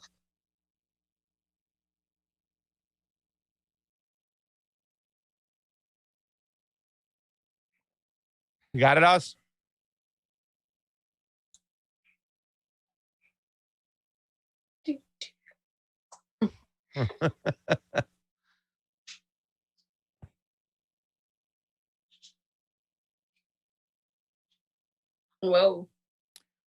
Whoa. Really? YouTube is such garbage. No, they pulled it, Pasta. That is not surprising. But what was a Canadian Parliament representative talking to the questioning, saying, hey, listen, that Klaus Schwab, because one of my constituents said that Klaus Schwab has bragged about some of the people in the governments in the parliament members that he has in control in Canada, and how many parliament members are there in control. And they immediately say, wait, well, I'm sorry, we couldn't hear the question. I'm so sorry. I know you, but let's bring you back in. Oh, we lost a phone call. Okay, let's go on. And they moved on. But they were shining a big spotlight on what was going on as far as the Fourth Industrial Revolution and the World Economic Forum and Klaus Schwab's grips and control he has on Canadian Parliament. So I just thought it was very interesting. I wanted you guys to see that one, because it was pretty, it was like, holy shit, this is bringing into the halls of Congress now of Canada. Look out. So, yeah. Yeah, I actually heard the audio of that on a podcast. That was crazy. Yeah, this stuff is getting out. Like the people are finding out about Klaus Schwab from the World Economic Forum now, which is so funny, because once you see him, he's just such a supervillain out of Central. I know, it's like he looks like straight out of a fucking movie. Bond movie. Yes, like the Bond But villain. he's just the figurehead for power structure. Yeah. But why Especially would they after not that chart. pick? Yeah, exactly. Yeah. Zoxovix, put the link up so people can see it. I wanted the audience to see it too as well. Zoxovix is going to put it up in the Rokfin chat. Fam, you got anything else to say to J-Fod about his nice haircut and anything else he wants to help plug? No, thank you for the chart. Thank you for explaining it so eloquently. I'm going to take a deeper look at that now, for sure. There's a lot to unpack there. Yeah, J-Fod, tell us where we can find you. Everybody out there, I was able to tell you the other day that, it was awesome to be collaborating with you, doing shows with you, talking about you. You know what I'm saying? When we started this thing almost 5 years ago, we dove a little bit into RT. We watched it quite a bit, and it's kind of great to still hear your voice on that channel today. When we started doing this, we were all about production. We said we don't want to just throw ourselves up into a video camera and just say whatever. We want to actually have a little production, and seeing you as like, a guy who's very, very entertaining and also brings the production side of it. I can't tell you enough how tickled pink I am to have you on and to be collaborating with you, brother. Really mean that. Well, I appreciate it. I appreciate both of you, and I appreciate the work that you're doing. I think it's crucial and important. And and I feel aligned. I feel a kinship for sure, if I'm going to be honest. And there's a lot of work to do. Yeah, there is. Thank you. Thank you for coming on. Where can they find you? What do you got coming up with the slow moving chocolate factory or something, right? Your comedy. Close. I got a new comedy album out. That would be awesome if everybody could check it out. All you have to do is go to jfodcomedy.com and you can check out my stand-up album. It's called The Manic Depressive Chocolate Fountain Operator. So that's the thing to do. And then the other thing to do is to join my newsletter at jfodnews.com. It's a Substack, so that would be cool if you guys join that. I would appreciate it. Yeah. And you can go see a clip of that great joke about how to get out of a relationship using Buddhism. It's awesome. Yeah, it's all about non-attachment, baby. The Buddhism loophole, baby. We love you, J Fod. All right, you guys rock. Bye, Jay. Thanks for having me. Bye-bye. See you tomorrow, buddy. I call him the GOAT, fam. The GOAT. Greatest I'll of have all to check that time. out. J5. How to I get love out that of kid. a relationship God. using Buddhism, huh? That's Dude, hilarious. he's got a great joke. He goes, That's the old hilarious. Buddhism loophole to get out of a relationship. That's You true, gotta go- though. If you know about Buddhism, it's true. It's true. Be attached to nothing. That's great. Let's lead through these super race. By the way, 130 people hanging out on the Rokfin. I believe on the YouTubes we have 250, so it's a great crowd today. Thank you guys for joining in. If you can get over to the Rokfin always and sign up the Rokfin, it really does help us out. It's not that we don't love you on the YouTube. It's just that they censor the shit out of us over there. And normally we can't even do our show, but half the show is always on Rokfin. So please get on over to Rokfin where they do show us love and they don't censor us. But thank you to everybody joining in today. Trey Wright, AOCIA is an enemy of the people. AOC is a fucking tool for the empire. Her base of simps are annoying as fuck too. God, I can't wait to get on, bitch. And that's bitch with Comrade Misty. Wednesday. By the way, Trey Wright's first one, he was hello, Jolly P, the queen. Freaking auto scroll. I'm sorry. Hello, Jolly P and the queen, who's legit made a fire. Love you all. Mandy Zimmerly, sorry. Thank you for the Super Ray contributions, Mandy. It is always appreciated on the couch. Arthur Carter says, freedom. Chris Leone, hi, pasta. Instead of Caitlin Steve, Poikinostradamus, call him Poikadamus. Also, Poikadamus. Also, do these jeans make me look right-wing? Yes, they do, Chris. I just going to say something about that. LOL, I love you guys and all that you guys do. It's not fair that you don't get the credit you deserve. Instead, you have Ryan Seacrest wannabes jumping on the Jimmy Dore bandwagon to get clout. Cough, cough, jinkle. Anyways, love you guys from Baldwin Park, California. You know, when we were talking about that smoothie fucking article, that's something that Hinkle, he brought out. I think he regrets to this day. I think he's learning on it. He just joined Telegram, so maybe he'll learn more about that. But yes, J5 pointed it out. That is. She was somebody that a lot of us looked up to, including me. I really liked her. Yeah. A while ago, Naomi Klein, because she wrote a lot of books about things that were disaster capitalism that were really real. That happened, but she only wrote as much as she was allowed to. So, fam, we got two of these. Bubblegum Douche, thank you for the Super Ray contribution. It is always appreciated on the couch. Jesus, thank you very much. And Jack Klugman, thank you very much. It's always appreciated on the couch. Thank you guys so much for making me help Fiorella's head explode. Thank you for those Super Ray contributions. They mean so much to us. And if you don't have a few bucks to spare, thank you for just joining on in. That means the world to us. Our Patreons, we love you. Everybody who hit those GoFundMe's up. Just like and share. That's all you can ask. That's all we can ask. And watch, obviously. So, fam, I know you're going to be a little bit taken back by this one as we start this new subject. I was wrong. Oh, so we're skipping. We're just going to skip the ones we didn't show. Yeah, right. Should we? Oh, we have to go back and do that. Yeah. I think we should quickly just go back to kind of close out. I mean, we don't have to cut it up, Joe. We'll just do this for the live stream. We'll just go back to where we were. Yeah. So, clip number 10 or 12. Where we at? Let's go to 10. Back to the truckers.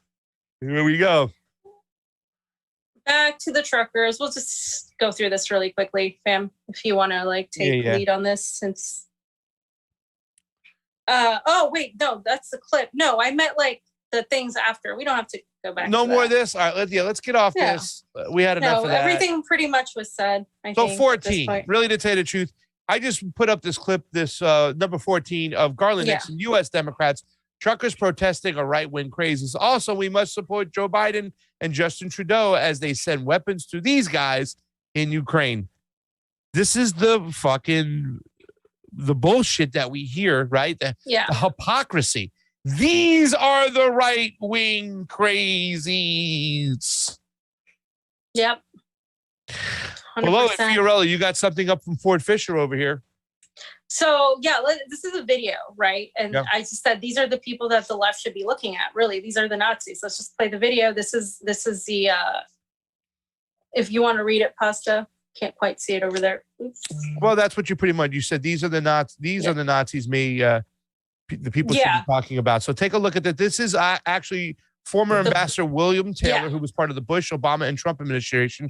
And he told the Stand With Ukraine activists that even if Putin doesn't invade, which he's not going to, they said, he won't stop trying.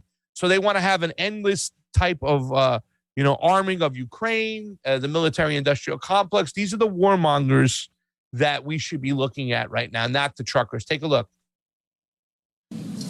Even if Putin doesn't invade Ukraine now, next week, next month, even if he doesn't, even if he goes to the negotiations, as I hope he will, he won't give up on Ukraine.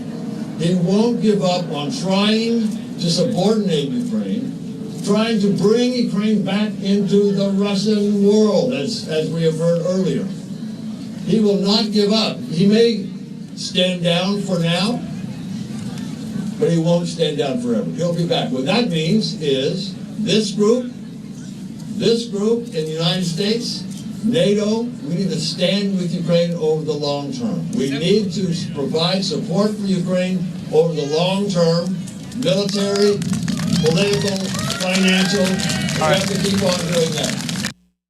So it's the conservative ideology, right, fam? Always create an enemy, a boogeyman that will never go away, and you can constantly fund it and whatnot, but yet the truckers are the problem. Go ahead.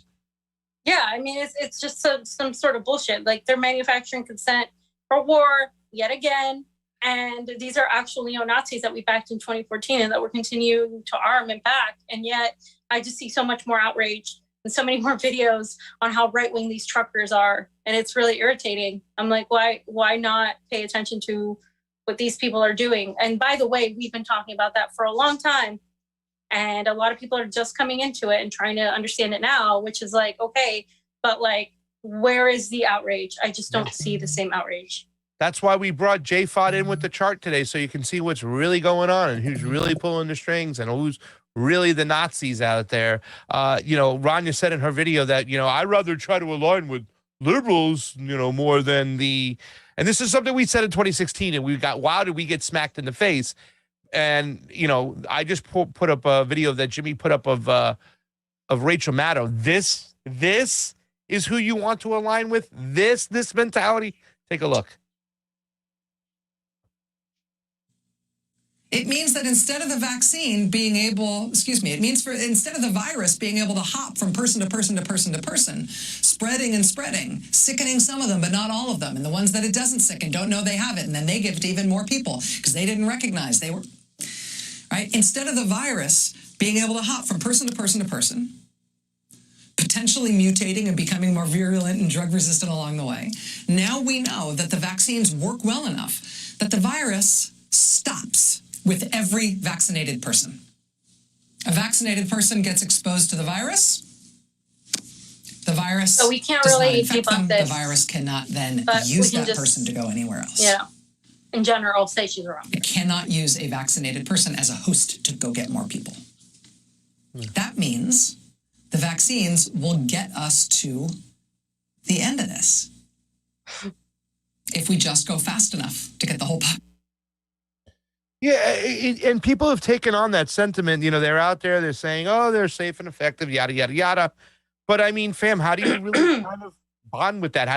There's been no apology about that. There's been no, we were wrong, right? And this is the mentality they have. And if you don't kind of like, adapt to their mentality, then you get thrown to the curb, you get canceled. You can't, you know what I'm saying? It's just terrible. So at the end of the day, the difference I see between us and other people, especially the progressives, the AOC types, or even the people like Rania who say that they'd rather work with the AOC types, is that they still think that Democrats are better than Republicans. When it comes down to it, at some point, they still believe that Democrats are better and different than Republicans. Whereas we don't see, I mean, I'm personally, I don't see a difference. I think the two-party system is an illusion. I think that we obviously know that they serve these oligarchs and these entities that are much higher than they are in power.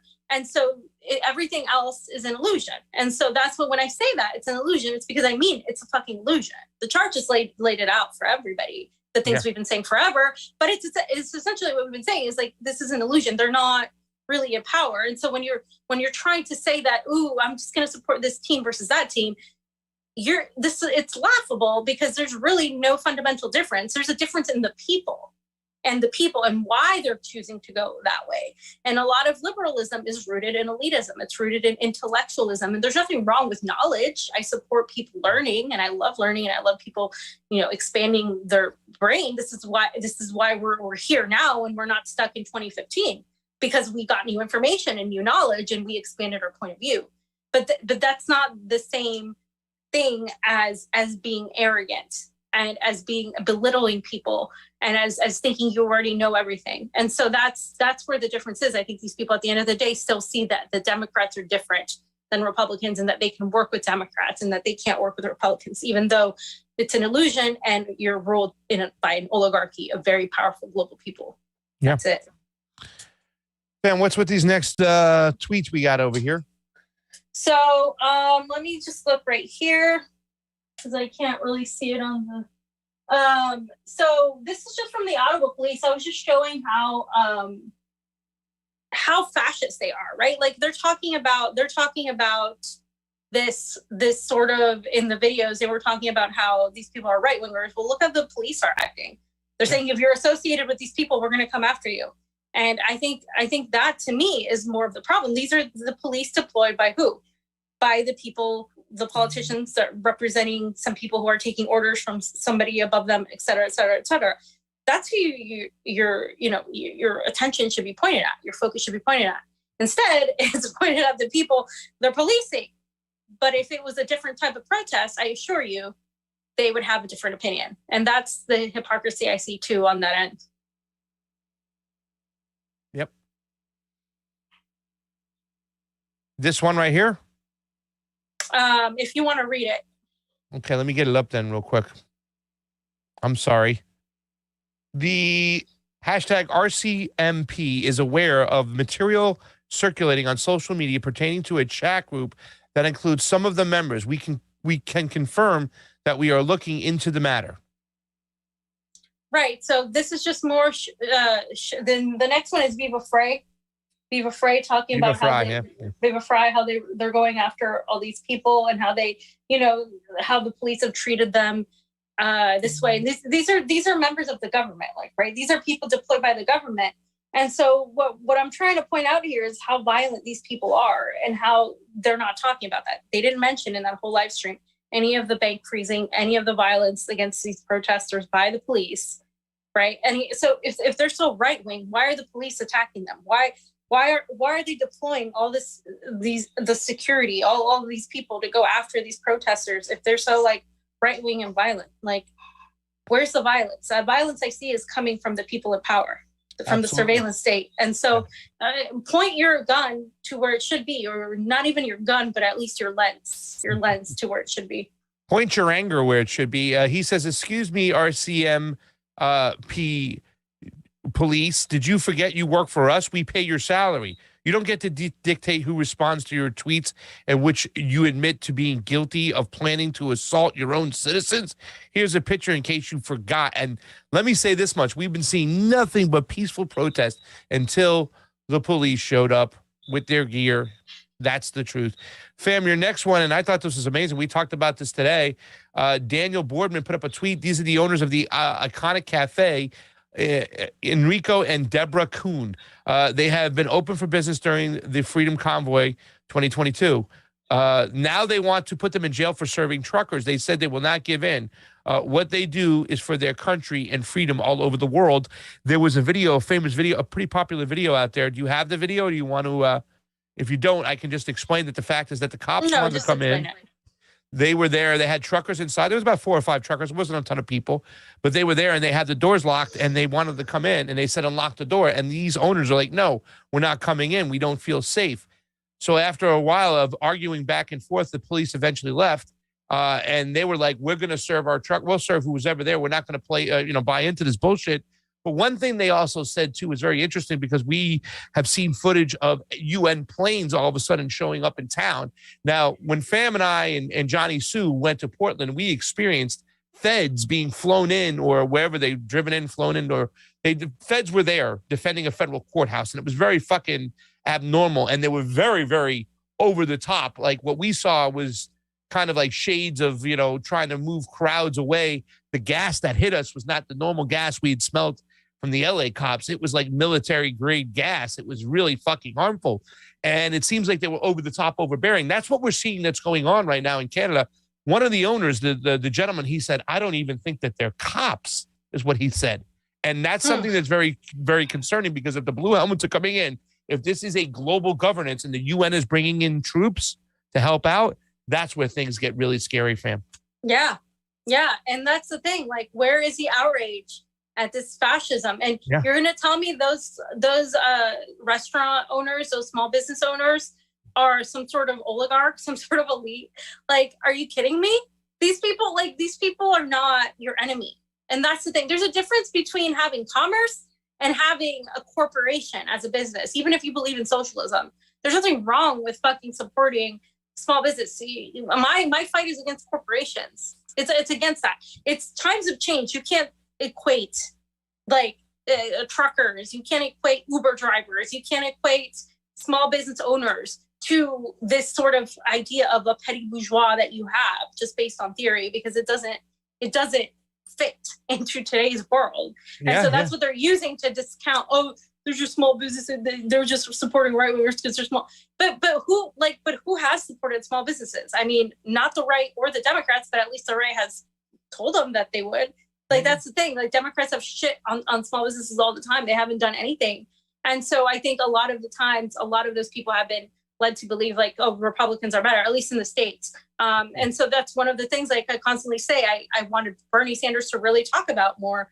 And he sort of started doing it in his campaign, but like, where did that fucking go? But I agree with you. Out of touch, right? That's out of touch. Marianne Williamson, Ben and Rania, out of touch. End of story. Dave Carlton, thank you for the Super Ray contribution. It is always appreciated on the couch, fam. We have one more video. And shine the light. Sorry. Thanks, fam. I didn't know we had one more video. I apologize. Let's roll it. Corey Morningstar. Oh, my bad. Yeah. Who you are and why you're here. I'm Candy. I'm doing this for the kids.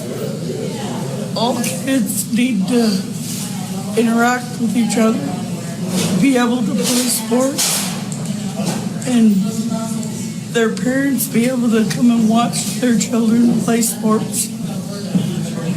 I have been a carnival worker for 35 years, and they said, you get the jab, you can go to work. So I got 2 vaccines, and that never happened. The carnival did go out last year, but on a smaller scale, not a full scale. And you've been here for how many days? I have been here for 11 days, standing strong, holding the line. In your car? In my car. In your car. And we discussed that you are native and you are full native, yes. Full native from the Mohawk. I come from Tynanega Mohawk territory. Okay. Well, and what would you like to say to those out there who are saying that we are racist, a racist movement.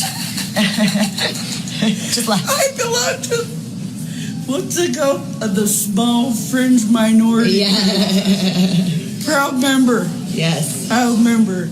People, all I feel is love here. If you can make your way down to Ottawa, feel the love. That is all I feel here. Thank you, Candy. That's all I feel too. From wide East Coast to West Coast, they all came here to feel the love. Amazing. Get rid of the mandates. Yeah. No mandates. Well, now go get your clothes and come have a nice hot shower in my room, girl. I will. Thank you. God bless you. Thank you, everybody. Thank you. Stay safe. Be strong. We are here holding the line. Yes, we are. God bless. Wow, fam. What a bunch of right-wingers. Right-wingers. Crazy right-wingers. And, we interviewed Cory Morningstar, and she told us her story about how difficult it's been living up there and having to endure these mandates. And so I would love to talk to her again once she comes back, once she's settled in. But more power to her being there. It's amazing that we have her there and have her. I trust a lot of her reporting. I've, been following it for a while now. And, it's hilarious. She laughed. I laughed too when people say these are all a bunch of right-wingers. It's just hilarious because it's just like, it's so far from the truth. And I would love to go to Ottawa so much that I had a dream the other night that I was in Canada, fam, that we went to Canada. Like, I had a dream. And I'm like, well, there's so much shit going on, right? By the way, also in the video, Ben talks about the indigenous people are against it. Like, no, it's not. We played the war chief on the channel, what he said, talking to all the other indigenous people. He said, Trudeau, you could end this tomorrow. End the fucking mandates. Drop it. Stop it. And he was pointing the fingers at the federal government and what they're doing and extending their powers. So they're divided. They're divided just like we are. Like, especially the leadership. The leadership is, and a lot of times here we saw in LA, there are certain organizations that are compromised because of XYZ. And that happens, guys. Like, that happens all the time. So you can't just trust in a lot of the leadership. And he kept mentioning the unions and all the stuff. Like, when we say unions are compromised, I'm pro-union. But the unions don't have any power because the system doesn't allow them to have power. The system forces them to work like corporations, and the leadership has become so far removed from the membership that most unions don't even respond to what their members want. And I can tell you that because I know people who have unions in LA and who are anti-mandate, and their union didn't do fucking shit for that. Yep. So you can't use that as a caveat because it's obviously not, it's not accurate. Yep. So that's that section, guys. Thank you for everybody who's hanging out. We already read those Rokfins. We read those Super Rays. We sent our love to everybody on YouTube's fam. Let's get into this next section right over here because I was wrong. There's a song by this, what's the name of the group? Oz, you remember the group. Who sings that song? I was wrong. Social Distortion. I was wrong. Because I thought for sure on March 1st that Biden would be saying that we defeated COVID and it was all you people who went out there and did your part. And those of you who didn't, we had to carry your sorry asses. But Biden, in the middle of the night, to extend the U.S. national emergency due to the COVID-19 health risk. So it's back on because I often thought, like, what's going to happen to the truckers? They have their American convoys that they're planning. There's like 2 or 3 of them. One's about to leave Wednesday from Barstow. I think another one's supposed to leave from Northern California on March the 2nd. So they have all these things getting planned, but I thought for sure that this would be the end of the national emergency. Now, he can end the national emergency at any time. And there are certain things to talk about, but the reason why I thought that he would end this national emergency is we'll get into it. Let's talk about what he did the other day. But President Joe Biden said on Friday that the U.S. national emergency declared in March 2020, and it was extended several times due to the COVID-19 pandemic, will be extended beyond March 1st due to the ongoing public risk to health posed by the coronavirus. Biden said the deaths of more than 900,000 Americans from the COVID-19 emphasized the need to respond to the pandemic with the full capacity, fam, of the federal government. It gives them 130 extra powers by doing so. Former President Donald Trump had declared the national emergency about 2 years ago to free up about $50 billion in federal aid. So more handouts to those people helping us out during this national emergency. There remains a need to continue this national emergency, Biden said in a letter Friday to the Speaker of the House of Representatives and the President of the Senate. The letter was released by the White House. The emergency would have been automatically terminated unless within 90 days prior to the anniversary date of its declaration, the President sent a notice to Congress stating that it is to continue beyond the anniversary date. Biden's step to extend the emergency comes even as a slew of local leaders in the United States are dialing back pandemic restrictions as the Omicron wave ebbs. Like I said, fam, I thought for sure he was going to declare victory and they were going to focus on something else. And then our needs and concerns would have to be what was left in the wake of the pandemic. But guess what, fam? It's not over.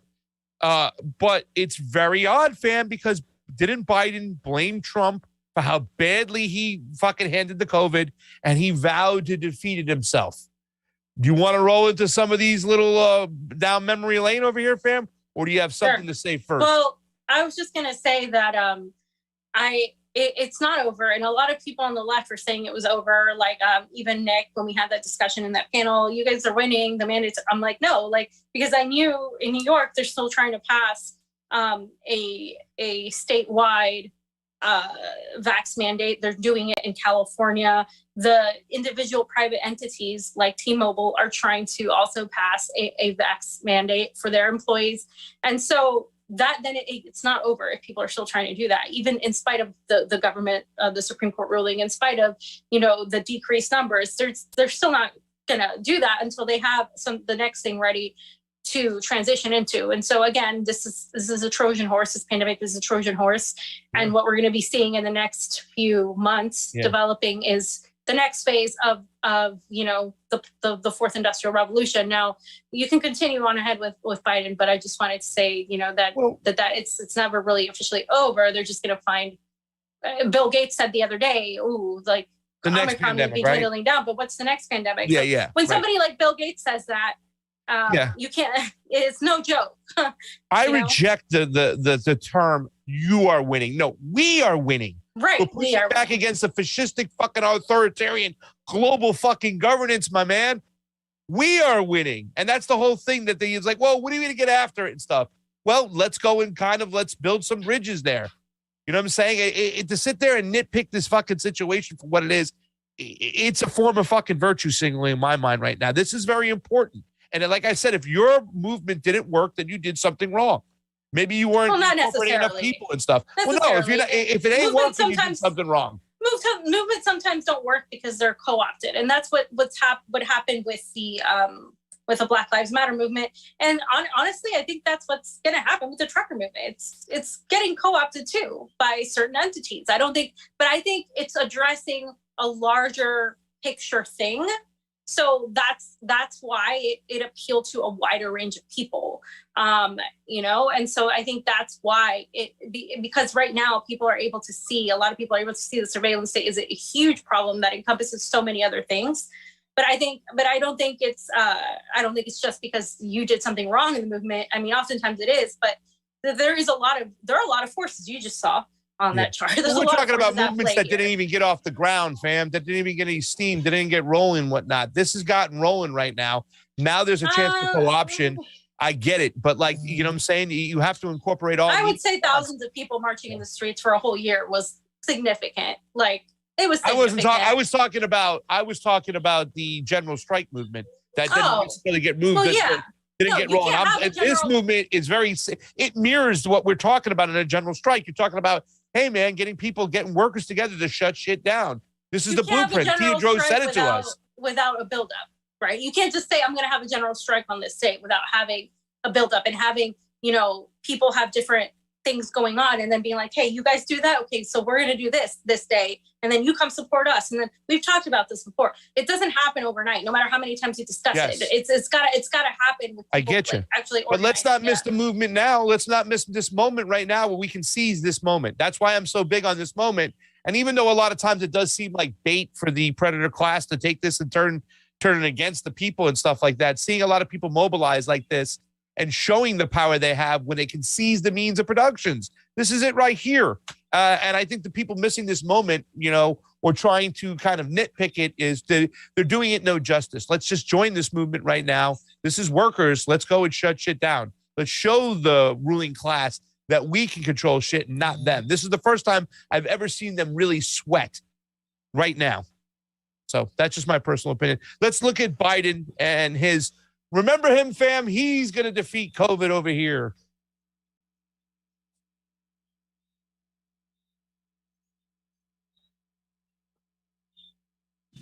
$220,000 Americans dead.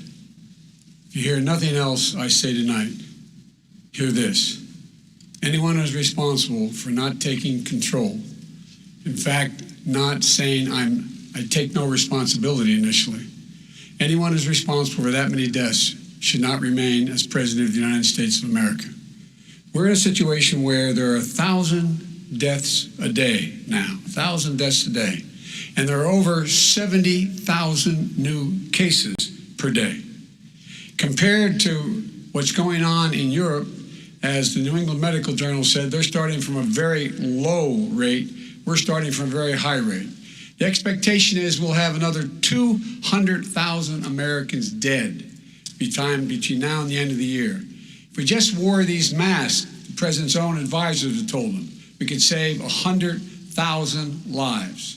And we're in a circumstance where the president thus far and still has no plan, no comprehensive plan.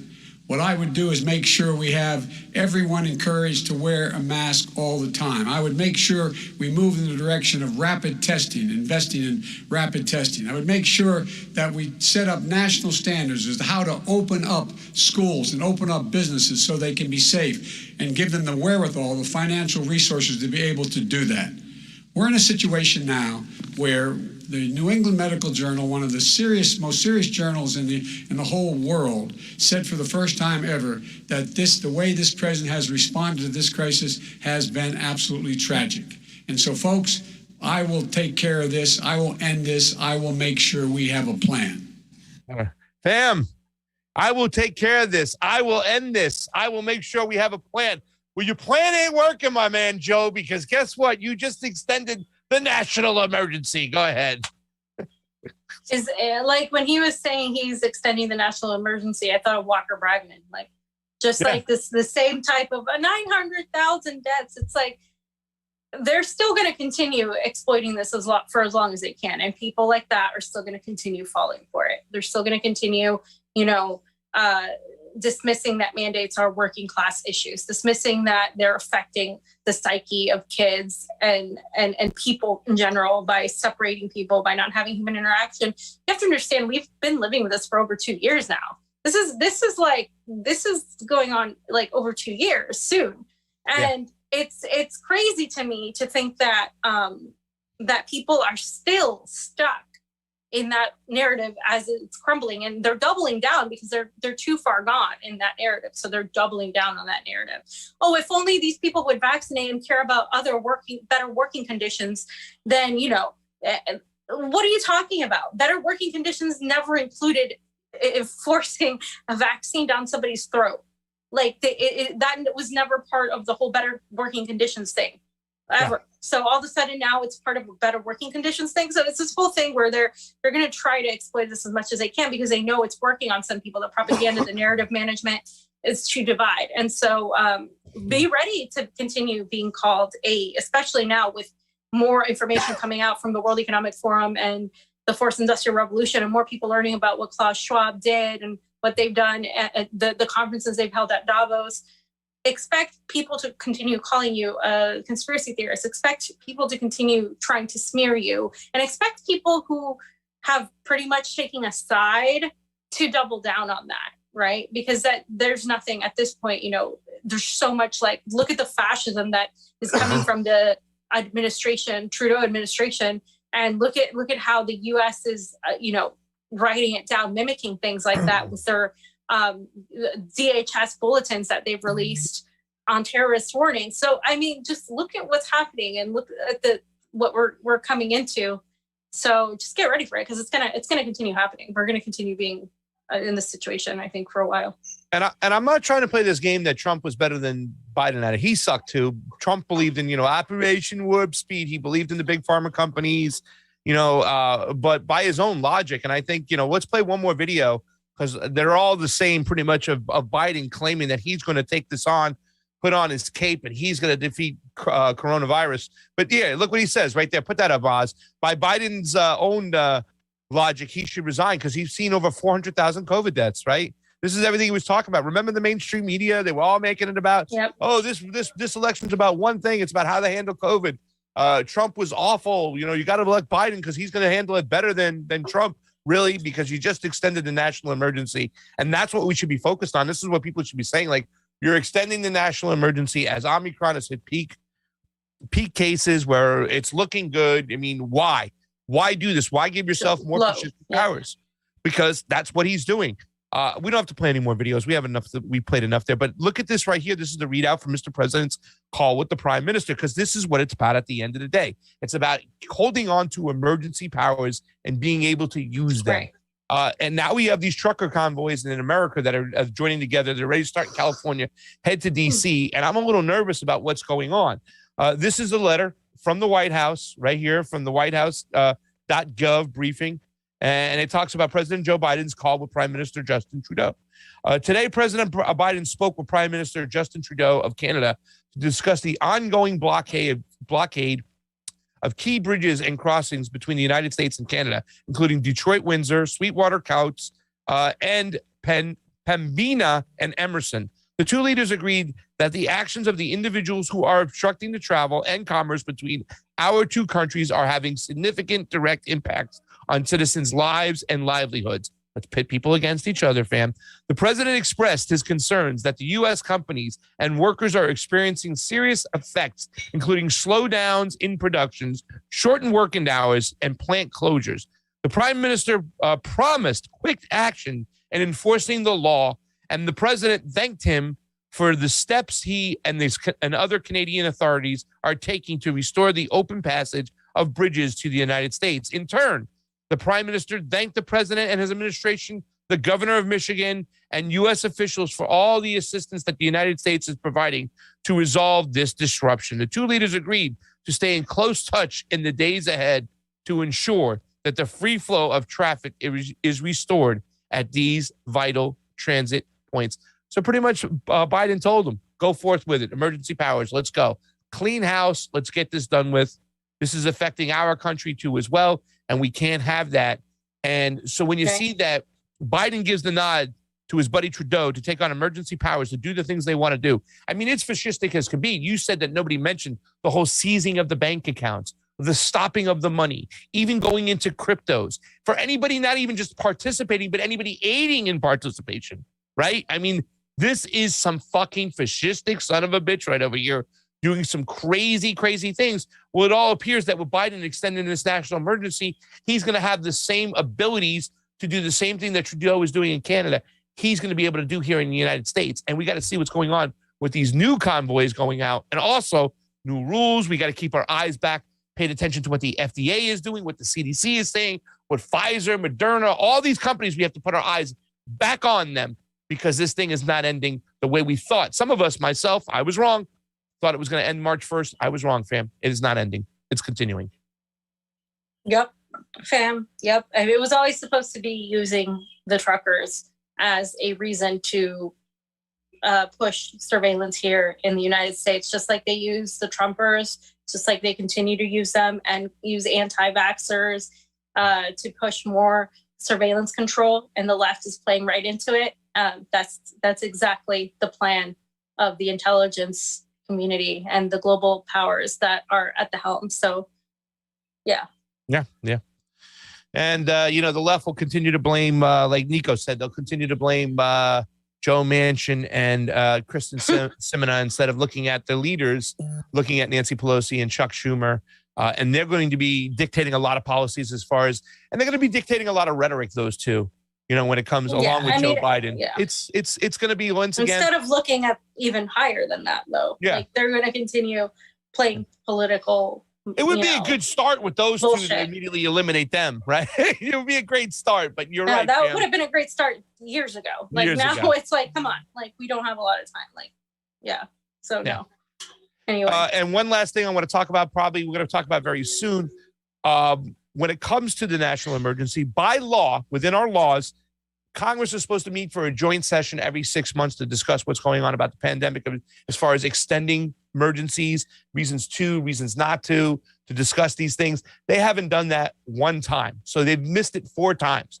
So right now, every single fucking lawmaker out there, every single person out there should be questioned if they get a microphone in their face. Why haven't you called for joint sessions of Congress to have robust debate on the floor from 2 different parties, from 2 different ideas, so the people, the American people, can get great information and have informed consent of everything that's going on? They have been negligent in their duties. Every single congressperson out there, including your favorites, AOC. Yes, I am sorry. And that is something we have to push for these people to do. Have a joint session on the floor so people can see what's up. They haven't done it. We're going to talk more about that in the coming days, fam.